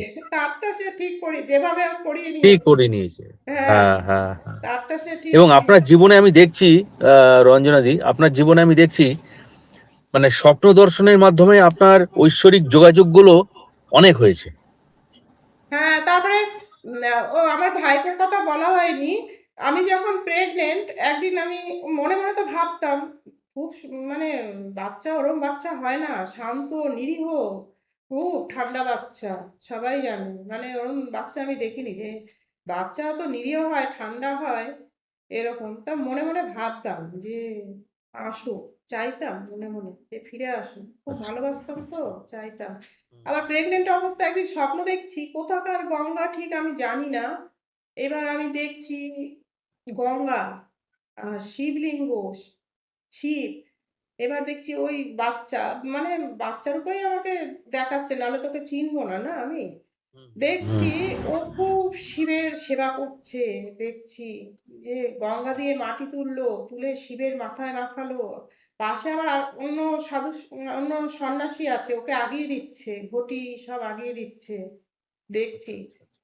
যাই হোক, আর কোনো কথা নেই, কথা হচ্ছে না ওর সাথে, আর ওকে আমি টাচ করে রয়েছি, ওর মানে ও করছে, আমার করা হয়ে যাচ্ছে, মানে হ্যাঁ হ্যাঁ। হ্যাঁ, ও আমার সামনে, আমি ওকে পিছন থেকে এরকম ভাবে ধরে আছি, আর ও করছে, শিবের পূজা করছে। তারপরে যেই বাহ। করা, হ্যাঁ, যেই করা ঠরা হয়ে গেল, এইবার আমি মানে শিবের কাছে প্রার্থনা করছি যে আমার সন্তান, ওকে দেখিয়ে বলছি আমার সন্তান যেন এইরকম হয়, মানে এরকম ধার্মিক, যে আমার সন্তান যেন এইরকম হয়, আর সে যেন দীর্ঘায়ু হয়ে আসে, মানে গলা ছিঁড়ে বলছি, স্বয়ং শিব ঠাকুরের আচ্ছা উদ্দেশ্যে আচ্ছা। বলছি, এরকম। মানে আমাকে আবারও বুঝিয়ে দিল যে তুমি আমাকে কামনা করছো, আমি আসছি না, মানে কতটা, মানে মানে শুদ্ধ আত্মা, আমি মনে মনে কামনা নিশ্চয়ই। করছি, সে জানে কতটা শুদ্ধ আত্মা, তাই না? যে কামনা হুম। করছি, সে কেউ জানে না, আমি কিন্তু এটা কাউকে প্রকাশ করিনি কখনো, আমি জানি, আচ্ছা শুধু কেউ জানে না, মনে মনে আচ্ছা। মানে কামনা করছি। তা হুম। মানে তখনও আবার দ্বিতীয়বার বুঝিয়ে দিল, ওই যে আমাকে আগে একবার বললো যে আমি আর আসবো না, আবার হ্যাঁ। দ্বিতীয়বার বুঝিয়ে দিল যে আমি আসছি না, আমার মতন কেউ আসছে, মানে কতটা শুদ্ধ আত্মা, তাই না? পরে মানে বুঝলাম। তার স্বচ্ছতা আর কি, তার আমার, ইচ্ছা এবং হ্যাঁ, অস্তিত্বের স্বচ্ছতা। আমার মাকে তাই বললাম যে মা এরকম দেখছি, তখন আমার মা বলছে এ কোনো সাধারণ কেউ ছিল না, হয়তো কোনো তার ছোটখাটো কর্ম ফল খারাপ, কর্ম কাটাতে খারাপ এসেছিল ছিল, ওইটুকু ওই সময়ের জন্য। ওই কটা দিনের জন্য কাটিয়ে গেছে, আর আমাদেরও কর্মফল খারাপ ছিল, আমরাও এই কষ্টটা পাবো, ওই জন্য বলছে এখন যদি স্বয়ং গুরুদেব স্থূলদেব থাকতেন, বলছে ওনাকে বললে সে বলে দিতে পারতো হ্যাঁ, কেমন। বলে দিতে পারতেন। হ্যাঁ, সে হুম। এবার স্বয়ং মায়েরই একটা ঘটনা বলি। হ্যাঁ, তা আমার মাও খুব ধার্মিক, আমার মা, আমাদের ঘরে ভাগবত পাঠ হয়, ছোটবেলা দিয়ে আমরা ওই শুনতে শুনতেই মানে বড় হয়েছি, আমার মাই করে ভাগবত পাঠ, মানে সব মা কাকিমারা এরাই আসেন, মেয়েদের মেয়েদের গ্রুপ, তারা আসেন, ভাগবত পাঠ হয়, যারা ধর্মীয় গান জানে গান করে, এই আর কি। তা যাই হোক, আহ, অন্যদিনও আসে মা কাকিমারা, ভাগবত পাঠ ছাড়াও আসেন, গল্প করি। তা একদিন ওরকম এসছে, আরো দু চারটে কাকিমা এসছে, গল্প টল্প হচ্ছে, যাই হোক, হুম অন্য হুম। গল্প, ভাগবত পাঠের গল্প না, খারাপ কিছু গল্পও না, অন্য। আচ্ছা। যাই হোক, এবার রাতে আমি ঘুমিয়েছি, ঘুমানোর পরে এবার ওই মা আমাকে স্বপ্ন দিয়েছে আর কি, দেখছি আমার ওই বাপের বাড়িতে মা এসছেন ভাগবত পাঠ শুনতে, উনি এসছেন। এবার স্বপ্নের মধ্যে তখন আমি বুঝতে পারিনি যে মা, যাই হোক বুঝতে হ্যাঁ পারিনি। হ্যাঁ। এবার দেখছি সব মা কাকিমারা আস্তে আস্তে সব চলে গেল, দেখলাম, এবার সবার লাস্টে দেখলাম উনি বেরিয়েছেন, দেখলাম বেরিয়ে এবার আমার সাথে মানে কথা বলছে, মায়ের ঘর থেকে বেরিয়ে আমাদের একটা এই ড্রয়িং রুম, টিভি টিভি আছে, সবাই বসে, দোতলা, আর ওই আচ্ছা। রুম থেকে আবার একটা সিঁড়ি নেমে গেছে, যাই হোক উনি ওখানে দাঁড়িয়ে দাঁড়িয়ে আমাকে বলছেন যে আমি ভাগবত পাঠ শুনতে আসি, আমাকে বলছে আগেও আসতাম এখনো আসি, আমাকে বলছে। তা বলছে ভাগবতের আলোচনাটাই বেশি ভালো লাগে, বলছে আমাকে বারবার বলছে ভাগবত পাঠ যে হয়, ভাগবত পাঠের যে আলোচনা, মানে আর কি মধুর কণ্ঠে বলছে, তার সুন্দর, এত সুন্দর ভাবে বলছে বারবার। আর ওই ভাগবত পাঠই বারবার বলছেন যে খুব ভালো লাগে আমার, এই বলছে। বলতে বলতে তখন হচ্ছে আপনার ভাগবত পাঠ এত ভালো লাগে, আমি আবার বলছি, সে আবার বলছে হ্যাঁ খুব ভালো লাগে। বলে এবার দেখছি ওই সিঁড়ি থেকে নেমে যাচ্ছে একটা একটা করে। আর আমি বারবার বলছি আপনি কোথায় থাকেন, আপনি বলে যান, আমার মা যাবে ভাগবত পাঠ শুনিয়ে আসবে আপনাকে। আমি বলছি কোথায় থাকেন, কোনো কথা বলছে না। দেখছি কি সুন্দর হাঁটতে হাঁটতে হাঁটতে হাঁটতে নেমে যাচ্ছে, আমি দেখছি ওনার নামাটা দেখছি, আর বারবার ওই একই কথা বলছি যে বলে গেলেন না তো, আপনি কোথায় থাকেন আমাকে বলে গেলেন না তো, আমি বারবার বলছি। দেখলাম না কোনো কথা বললো না, দেখলাম আস্তে করে বেরিয়ে চলে গেল।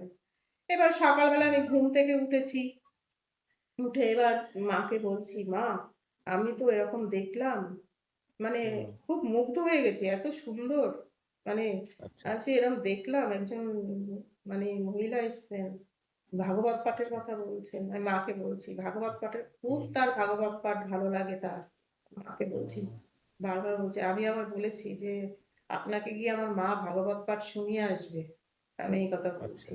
আচ্ছা যদি কেউ আসে, আমার মাকে বলছি যদি তোমার কাছে কেউ আসে তুমি কিন্তু না করবে না, আমি বলছি তুমি হ্যাঁ বলবে, আমি এই কথা বলছি, যদি কেউ আসে তুমি যাবে, আমার মাকে বলছি। যাই হোক এটা সকালবেলা ঘুম থেকে উঠে বলেছি। সেই দিনই সন্ধ্যার সময় মা আছে আমি আছি, আমার দাদা বৌদি ছিল না। আমার পাশের বাড়ি এক মানে ভদ্রমহিলা থাকেন, আমার মাকে মামি মামি ডাকে, ওনার দুটো মেয়ে আছে, যাই হোক। এইবার উনি আমাদের বাড়িতে এসছে সন্ধ্যার সময় সেই দিনই, এসে বলছে মামি মামি তোমার সাথে একটা কথা আছে। তখন বলছে কি কথা?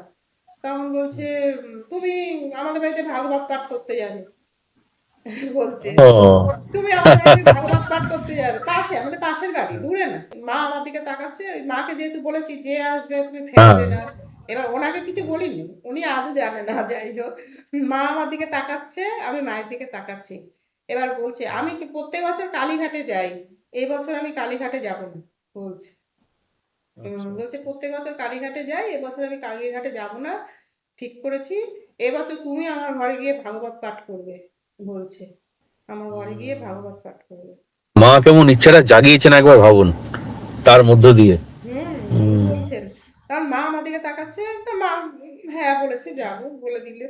যাই হোক, ওই যে আমি বারবার জিজ্ঞাসা করেছি না আপনি কোথায় থাকেন, আপনি কোথায় থাকেন বলে যান, আমাকে বলবে আমি কালীঘাট। কালীঘাটে থাকি, তোমার মাকে কালীঘাটে পাঠিয়ে দেবে, সেখানে গিয়ে আমাকে ভাগবত পাঠ শোনাবে। মানে উনি তো কালীঘাটে মাঝে মধ্যে যায়, বছরে যায়, ওই জন্য প্রত্যেক বছর যায়। উত্তরটা কেরম পেয়ে গেলেন ভাবুন একবার। হুম এবার মানে ওই বাড়িতে গিয়ে ভাগবত পাঠ করলে ওখানেই আমি আছি, আমি শুনবো, মানে বুঝিয়ে দিল, এই এক ঘটনা। কি অসাধারণ অসাধারণ ঘটনা। আপনার সবচেয়ে বড় কথাটা দিদি, মানে স্বপ্নের ঘটনা আমাদের কাছে আবছা হয়ে যায়, অস্পষ্ট হয়ে যায়, কুয়াশার মতো হয়ে যায়, তারপর যখন দিন শুরু হয় সে স্বপ্নের অস্তিত্ব আর থাকে না। হুম কিন্তু আপনার কাছে স্বপ্নগুলোই যেন বড় বাস্তব হয়ে দেখা দেয় আর সঙ্গে এই সঙ্গে এই এই বলে দিচ্ছে সঙ্গে সঙ্গে, এবং এই বাস্তবতা, এই বাস্তবতা আমাদের পায়ে চলা বাস্তবতার চেয়েও আরো বেশি টাটকা, হ্যাঁ, আরো বেশি উজ্জ্বল। এই সত্যি আর আপনি যে ঘটনাগুলো শোনালেন। আমার মাকে আরো অনেকে বলেছেন, তারাও বলেছেন যে তারা ওরকম দেখেছেন, বলছে ভাগবত পাঠে তারাও আসেন। ওই এক কাকিমাও ওরকম বলেছেন যে আমি ওই যে গৌর নিতাই পঞ্চতত্ত্ব আছেন না, ওনার ওই কাকিমাকে স্বপ্ন দিয়ে বলেছেন যে আমরা ভাগবত পাঠে আসি, বলছেন। বলছে আপনারা আমার দিদিকে চেনেন, বলছে হ্যাঁ চিনি। আবার বলছে ওই দিন তোমরা খুব হাসাহাসি করছিলে না, এই পাঠটা হচ্ছিল সেই দিনই তো আমরা গেছিলাম, এরকম বলছিল। এই কাকিমাও বলেছে এই কথা, অনেকের মুখেই শুনেছি এরকম। আজকে আপনি যে সমস্ত ঘটনা শোনালেন, শুনেও মনটা অনেকটাই পবিত্রতায় ভরে গেল। আর এবং আপনি এত দূর থেকে বলছেন, আপনার এই আন্তরিক প্রচেষ্টা, আন্তরিক ইচ্ছাকে আমি ঈশ্বরের চরণে সমর্পণ করছি, যে আপনার এই প্রচেষ্টা যেন আরো বেশি ঈশ্বরের কাছে পূজা হয়ে পৌঁছয়। আসলে আমরা সবাই পুজো করার চেষ্টা করি। আপনি যে পুজো করছেন এত দূর থেকে, এই যে ঈশ্বরের কথা বলছেন, এটা তো তার কাছে পুজোই। হুম এই যে দর্শক যারা শুনছেন ওপার থেকে, তাদের অনেক কাজ পড়ে আছে, অনেক কাজ করে তারা আসছেন, এটাও তারা পুজো করছেন। কিছুদিন আগে আমার এক দিদিভাইয়ের সঙ্গে কথা হলো, তিনি বলছেন, ভাই আমার তো অনেক কাজ, দিনে আমি সকালবেলা এত ঘন্টা পুজো করে উঠি, হুম আমি কি করে তোমার কাছে গিয়ে বলবো? আমি বললাম, আপনি ঈশ্বরের কাছে গিয়ে বলুন, আজকে তোমার পুজোটা আমি সাধক অলৌকিক রহস্য স্টুডিওতে গিয়ে করব। হ্যাঁ আমি মুখ দিয়ে এই কথাটা মুখ দিয়ে বেরিয়ে গেল দিদি, আমি কিন্তু সচেতন ভাবে বলিনি, অহংকার নিয়ে বলিনি, নিজের চ্যানেলটাকে উঁচুতে তুলে ধরার জন্যও বলিনি, না না কারণ অনেকে ভাববেন এমন এই কথা। রিসেন্ট আমি রিসেন্ট তাকে হয়েছে। এই কথাটা বললাম, আজ যে আপনি গুরুদেবের ফটোটা সামনে রেখে বলছেন, এটা তাকেও পুজো করছেন। হুম ঈশ্বরের কথা বলা মানে পুজো করা। অনেকে বলেন বলবো না, আমার গুপ্ত কথা সবাই জেনে যাবে। আপনি কি কথা শোনাচ্ছেন? আপনার ব্যাংক ব্যালেন্সের কথা আপনি শোনাচ্ছেন না। না আপনি কটা ভাষা জানেন, আপনি কত জ্ঞানী মানুষ, আপনি কত বিদ্যা অর্জন করছেন, আপনি শোনাচ্ছেন না। আপনি কারোর নামে গালমন্দ করছেন না, আপনি নিজেকে বড় করে তুলছেন না, না শুধু তার মহিমা আমরা তো শোনাচ্ছেন। সাধারণ মানুষ এখানে আমরা। দিদি এখানে দিদি গুপ্ত রাখার কি মহিমা? এখানে সেই দিদি আমার আধ্যাত্মিক ক্ষমতা বললে কমে যাবে, এই কথাটা কিন্তু সত্যি সত্যি গ্রহণযোগ্য কি? তো আমি সেই দিদিকে বলেছিলাম, আপনি আপনার ভগবানকে গিয়ে আপনার ঠাকুর ঘরে বলে আসবেন, আজকে সকালবেলা আমি তোমাকে পুজো করতে পারলাম না, সাধক অলৌকিক রহস্য চ্যানেলে গিয়ে তোমার কথা বলে আমি তোমার পূজা সারবো, গঙ্গা জেলা গঙ্গা পুজো করব। আজ আপনার এই প্রচেষ্টা সত্যি মহান একটা দৃষ্টান্ত হয়ে থাকবে, যে এত দূর থেকে আপনিও একজন গৃহবধূ, সংসারের বহু কাজ আপনাকে করতে হয়, স্বামী সংসার সামলে, তবু এইটুকু সময় আপনি বার করলেন, এত দূর থেকে বসেও আপনি কিন্তু ঈশ্বরের কথা আমাদের শোনালেন। আপনাকে সাধক অলৌকিক রহস্য চ্যানেলের পক্ষ থেকে আমি অসংখ্য অসংখ্য কৃতজ্ঞতা জানাই, আপনার ধন্যবাদ থেকে জানাই। রিসেন্ট আপনার একটা ঘটনা আমি মানে এই সাধক অলৌকিক শুনছিলাম রিসেন্ট বলতে শীতকালে আপনারই হ্যাঁ, হ্যাঁ, মানে চ্যানেলের একটা অলৌকিক ঘটনা শুনছি মানে এই সাধক অলৌকিক এখানে তো ধর্মীয় আলোচনা হ্যাঁ, হ্যাঁ, হয়। আর সেদিন বৃহস্পতিবার ছিল আর আমার ছেলের সোমবার আর বৃহস্পতিবার একটু লেট করেই আসে, সকাল 8টায় বেরিয়ে যায়, বিকেল 5টায় ছুটি হয়, তারপরে আসে। আমি একাই বলতে গেলে ঘরে থাকি। আর আচ্ছা, শীতকাল ছিল। এখানে এখানে তো হ্যাঁ, এমনি হ্যাঁ, 12 মাসে 9 মাসই ঠান্ডা। জুন জুলাই আগস্টটাকে গরমকাল থাকে, তাও অত গরম না। এই আরকি এটা হয়তো যত সম্ভব ডিসেম্বর কি জানুয়ারি এরকম কিছু একটা হবে। এইবার আমি ওই কেউ নেই, দুপুরবেলা খাওয়া দাওয়া করেছি, করে এবার ওই আপনার শুনছিলাম। ছেলে তো ওই সকাল 8টায় বেরিয়ে যায় আর বিকেল 5টায় ছুটি হয়, তারপরে আসে। ওর বাবাও তাই, বিকেলের দিকে সব ঘরে ফেরে 5টার পরে। আর আমি একা দুপুরবেলায় খাওয়া দাওয়া করেছি, করে টোরে কি করবো, টাইম পাস একা ঘরে। এই আপনার এই সাধক অলৌকিক ঘটনা আর কি শুনছিলাম, শুনতে শুনতে মানে হুম, একটু চোখটা লেগে এসছে আমার, তো আমরা হুম, মতন। হুম, হুম, আর এখানে শীতকালে খুব তাড়াতাড়ি আবার সন্ধ্যাটাও হয়ে যায়, আবার গরমকালে ঠিক উল্টো, মানে বিকেল 4টে বাজতে না বাজতে মানে দিনের আলো দেখা যায় না। যাই হোক 5টা-টাচটা কিছু একটা হবে, কাছের জানলা, বাইরে লাইট জ্বলছে, হালকা একটু মানে আলো ঘরের দিকে এসছে।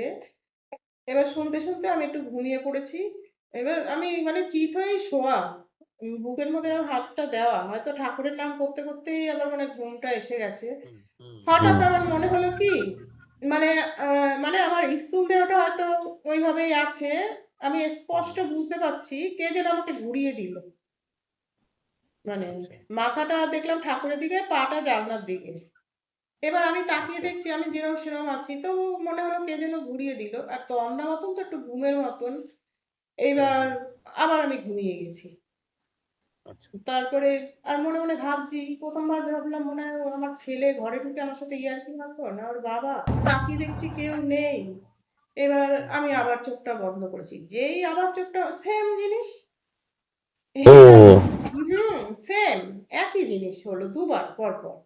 যেই ওরকম হলো 3বার আমি আর হতে দিইনি, 3বারের বার আমি উঠে বসে পড়েছি, 3বারের বার। আচ্ছা, আচ্ছা, মানে আপনাকে জাগিয়ে দিচ্ছে বারবার, ওটা শোনো, এটা বলার চেষ্টা করছে। হুম, মানে ঘুমিও না। শুনতে শুনতে যেহেতু ঘুমিয়ে পড়েছি, আর খুব মন দিয়ে শুনছিলাম, খুব ভালো লাগছিল, খুব মন দিয়ে আচ্ছা, আচ্ছা, শুনছিলাম। আর একটু বাইরের দিকে তাকিয়েছি, একটু কাঁচের জানলা হালকা খোলা ছিল, দেখছি ঘরটা তখন মানে একটু সন্ধ্যাও হয়ে গেছিল, বৃহস্পতিবার। হ্যাঁ, হ্যাঁ, আর ঘুমিয়ে পড়েছি এইভাবে, শুনছিলাম, মানে জাগিয়ে আচ্ছা, আচ্ছা, দিয়েছে। আচ্ছা।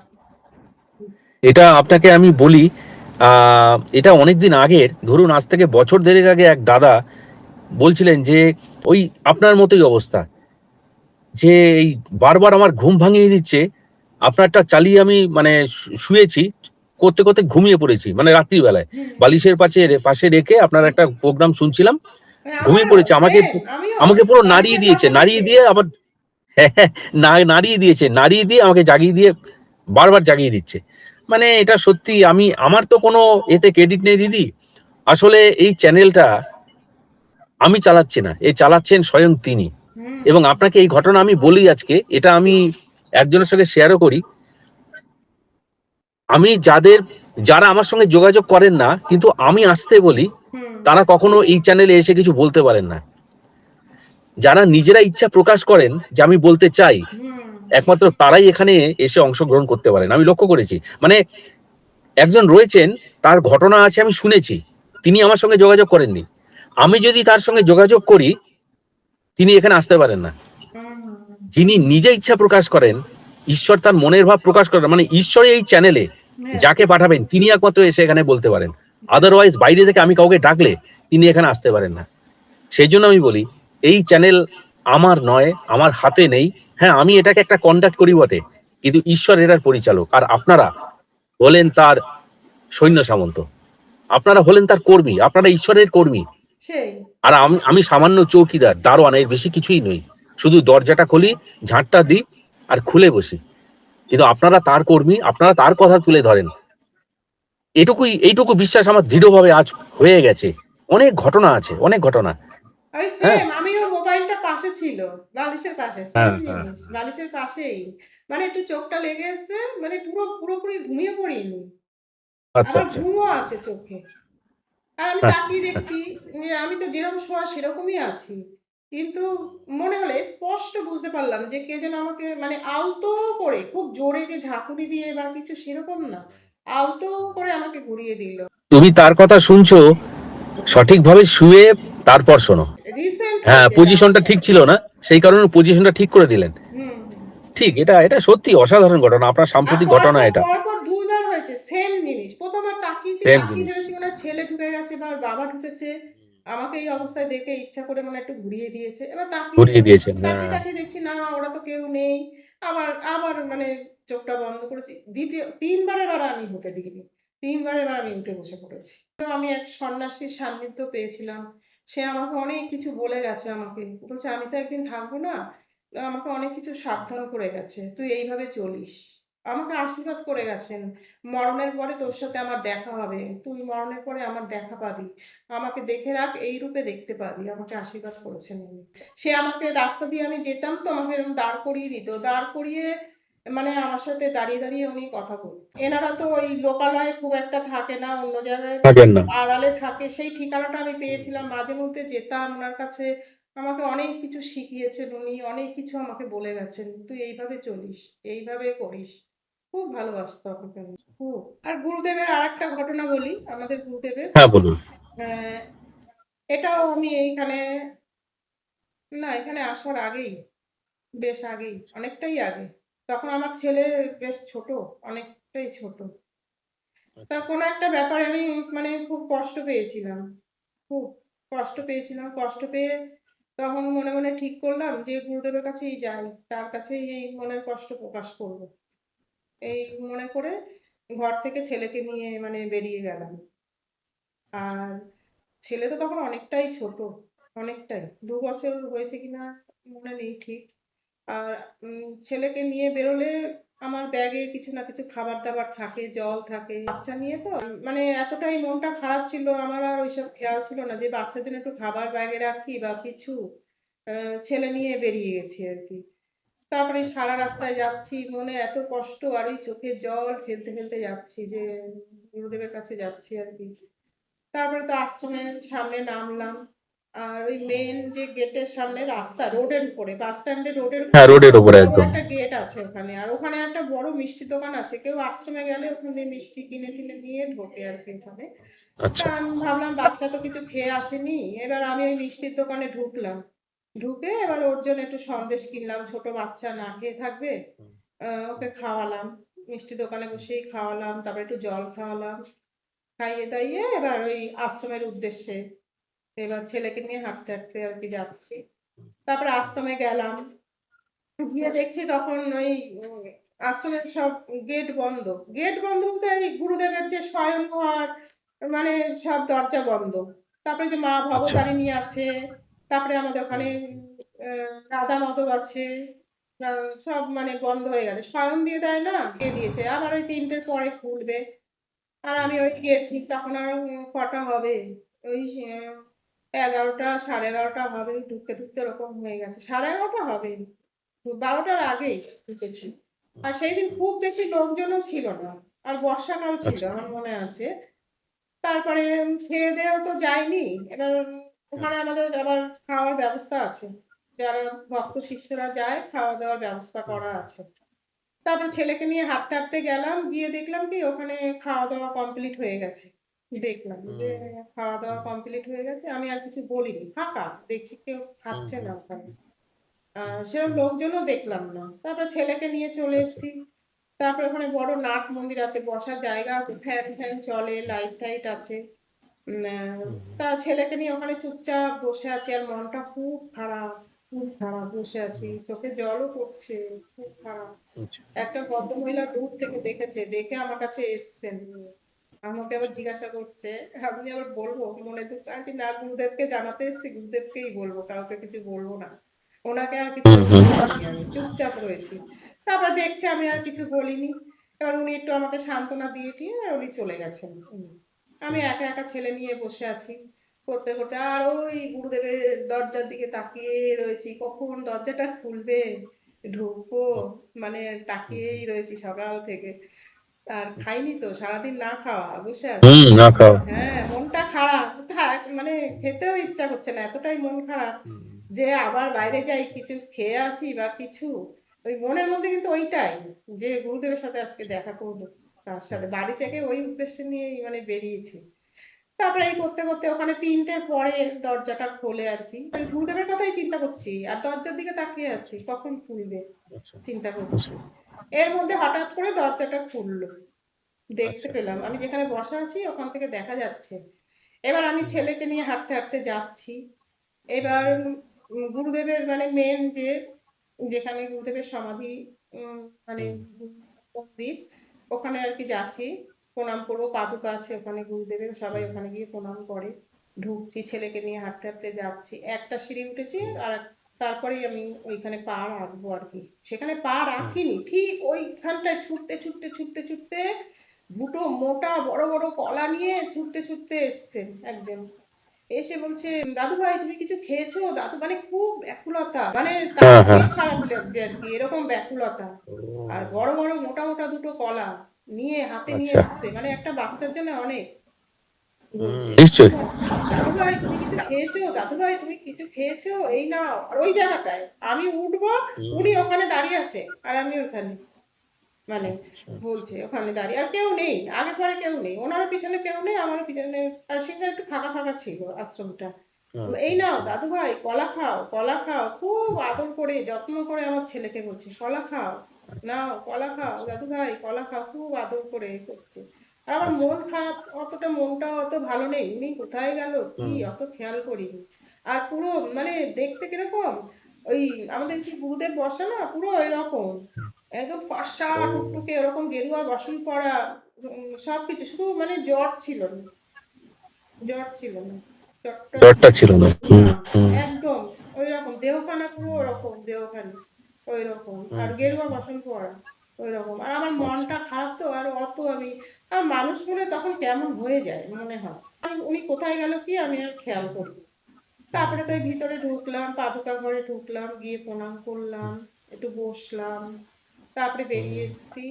তারপরে ওখানে ওই ভোগ দেয় তো, ওই ভোগটা বিতরণ করে ওখানে, বসে আর সবাই লাইন দিয়ে দাঁড়ায়, সবাইকে দেয়। তা মনে মনে ভাবলাম এসছি যখন একটু প্রসাদ তাহলে নিয়ে যাই। এবার লাইনে দাঁড়িয়েছি, আমি ছেলেকে নিয়ে লাইনে আচ্ছা। দাঁড়িয়েছি, আমার পরে বেশ মিডিলে চলে গেছি মানে লাইনে। আচ্ছা। এর মধ্যে একজন ভদ্রমহিলা এসে আমাকে বারবার বলছে কি, এত লোকের মাঝখানে আমাকে এসে বলছে, তুমি একটু ওই খাওয়ার ঘরে যাও, আমাকে বলছে তুমি একটু ওই খাওয়ার ঘরে যাও। আমি বলছি এখন বিকেল প্রায় 5টা বাজতে যায়, পৌনে 5টা তো হ্যাঁ। হবেই। যে হুম, এখন এই বিকেলবেলা ওখানে তো 1টার মধ্যেই খাওয়া হয়ে যায়। যে হুম, বিকেলবেলা আমি 5টার সময় আমি ওখানে গিয়ে কি করবো, আমি বলছি। হুম, না, ওখানে এখন গিয়ে লাভ নেই, ওনাকে আমি বলছি আমি গিয়ে হুম, কি করবো। হুম। না তুমি যাও, কিছুতেই আমার পিছন ছাড়ছে না, তুমি যাও, তুমি এত লোকের মাঝখানে আমাকেই মানে বিরক্ত করছে, এতটাই বিরক্ত করছে, লাস্টে আমি বেরিয়েই গেলাম ছেলেকে নিয়ে। বেরিয়ে আচ্ছা, তারপর আচ্ছা, আচ্ছা। গেলাম। আবার ওই হ্যাঁ, হ্যাঁ। মহিলাকে আমি অতটা খেয়াল করিনি, আমার মাথায় কি কাজ আচ্ছা। করছিল জানি না, মন মেজাজ খারাপ, হুম, হুম, ওনাকেও হুম, অত খেয়াল হুম, করিনি। তারপর হুম, হুম। ছেলেকে নিয়ে হাঁটতে হাঁটতে গেছি, যেই গেছি দেখছি বড় একটা থালায় খিচুড়ি নিয়ে, সেদিন একাদশী ছিল। আর আমাদের ওই আচ্ছা। আশ্রমে একাদশীতে চালের কিছু হয় না, ডালিয়া দিয়ে খিচুড়ি করেছিল।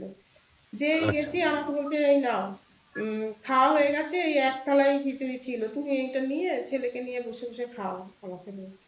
যে অবেলায় এত খিচুড়ি, আমি তো এই অবেলায় এত খেতে পারবো না, আপনারা এখান দিয়ে কিছুটা তুলে হুম, রাখুন, নষ্ট করা তো ঠিক না, আমি যদি খেতে পারি হুম, আমি চেয়ে নেব। তারপরে হুম, ওনারা হুম, আবার কিছু তুলে রাখলো, আমি বসে বসে হুম, হুম, খেলাম। তারপরে খেয়ে টেয়ে তারপরে এই আমার মানে তখন হুঁশ এসে, কি হলো ব্যাপারটা, আমি তো একটা মানে মানুষকে আমি বলিনি আশ্রমে, কাউকে বলিনি যে মানে না খেয়ে হুম, বসে আছি বা কিছু, কাউকে বলিনি। আর ওই কলা দিল, উনিই বা জানলো কি করে, আমার কথা হলো সেই তো, সেই বা। সত্যিই তো তাই। হ্যাঁ, আর তার ভিতরে এত হুম, হুম, ব্যাকুলতাই বা কেন, ওটার জন্য কত ব্যাকুলতা, আমি দেখলাম কত হুম, ব্যাকুলতা। দাদু ভাই দাদু হুম। ভাই কি ব্যাকুলতা, ছুটে ছুটে মানে ভিতর থেকে আসছে ওই ওই জায়গাটায়, ওখানটায়। তারপরে উনি কোথায় চলে গেল আমি জানি না, পরে আমার অন্যরকম ভাবলাম যে মানে আপনাদের দুজনকেই, মানে আপনার ছেলেকেও ওইভাবে তিনি দিলেন এবং আপনাকেও ডেকে নিয়ে উনি বসিয়ে খাওয়ালেন। হ্যাঁ মানে ভাবুন। না, আমাদের ওই আশ্রমে গুরুদেবের আছে যে আশ্রমে কেউ অভুক্ত থাকে না, আর কেউ এখান থেকে অভুক্ত যায়ও না, সেটাই সত্য হলো আমার ক্ষেত্রে। সত্যি তাই। সেটাই সত্যিই আমার তাই। ক্ষেত্রে সত্য হলো, আমি কিন্তু অভুক্ত ওখান থেকে আসিনি। ঠিক গুরুদেব জানে যে আসছে, ব্যবস্থা করে রেখেছে, বলছে আবার এক থালাই ছিল, ওরা আবার বলছে আমাকে এক এ থালায় বেঁচে বাবা! গেছে, বলে এই থালাটার মধ্যে আমরা যেটুকু বেঁচে গেছে এই থালাটার মধ্যে আমরা রেখে দিয়েছিলাম, খাওয়ার কেউ ছিল না। আর আমি যদি আগেই বলতাম, ওরা তো ওই তখনই আমাকে খাইয়ে দিত না 12টার সময়, আমি যদি বলতাম, তাই না, আমি ওই বিকেল হ্যাঁ, 5টার অবশ্যই। সময় খেলাম। সেটাও তো ঠিক। হ্যাঁ, হ্যাঁ। এই এই হয়েছে আমার সাথে আরেকটা ঘটনা। না, এটাও অসাধারণ ঘটনা। দুর্গাপ্রসন্ন পরমহংসদেব সাক্ষাৎ ঈশ্বর, এ সম্পর্কে আমাদের কারোরই কোনো সন্দেহ নেই। অঞ্জন বাবুর ঘটনার পরে আপনার এই ঘটনা আমাদের সত্যিই খুব অবাক করে দেয়, খুব চমকে দেয় এবং আজও ঘটে, এই সমস্ত আজও ঘটে। কলা হ্যাঁ, দেওয়ার দৃশ্যটা ভাবি আর এখনো মানে ওই খুব চোখে জল আসে, খুব ভাবলেই, যে দেখো আসবেই। যে আমরা না খেয়ে বসে আছি, ঠিক কত দরদি, কত দরদি, সত্যি। কত সত্যি তো দরদি তাই। হ্যাঁ, দেখলাম। সত্যি তাই। আর এবং আপনি সেই ভাগ্যবতী দিদি যিনি এইসব ঘটনার সম্মুখীন হয়েছেন, এ তো আমাদের কাছে এক অমূল্য সম্পদ। হ্যাঁ, এই ঘটনাগুলো ডিজিটাল মাধ্যমে এই সমস্ত ঘটনা থেকে যাচ্ছে, হাজার হাজার মানুষ প্রতিদিন এইসব ঘটনা শুনেন এবং আপনার এই সব ঘটনা শুনে যাদের মনে অবিশ্বাস কিংবা যাদের মনে অনেক সন্দেহ বা যারা ভরসা হারিয়েছেন, ভাবছেন কি করবেন, তাদের কাছে এক আলোর দিশা, এই ঘটনাগুলো তাদের কাছে এক আলোর দিশা নিয়ে আসবে, এই বিশ্বাস আমি করি এবং আপনার এই প্রচেষ্টা সেই পথেই তাদের এগিয়ে নিয়ে যাবে করে দৃঢ়ভাবে বিশ্বাস করি। সেই দিনের কথা আজও আমি ভুলতে পারি না, আজও মানে আমার মানে কত ভাগ্যবতী আমি। নিশ্চয়ই, নিশ্চয়ই। আপনার প্রত্যেকটা ঘটনাই খুবই ইউনিক এবং আপনি অবশ্যই ভাগ্যবতী। হ্যাঁ, আপনাদের জীবন আরো সুখের হোক, আরো ভালো থাকুন আপনারা। সবসময় এই হাঁটতে চলতে সবসময় গুরুদেবকে বলি যে তুমি আমার কত ভালো রেখেছো ঠাকুর, সবসময় বলি যে তুমি আমার কত, আমার এত ভালো থাকার কথা না, তোমার আশীর্বাদে আমি ভালো আছি।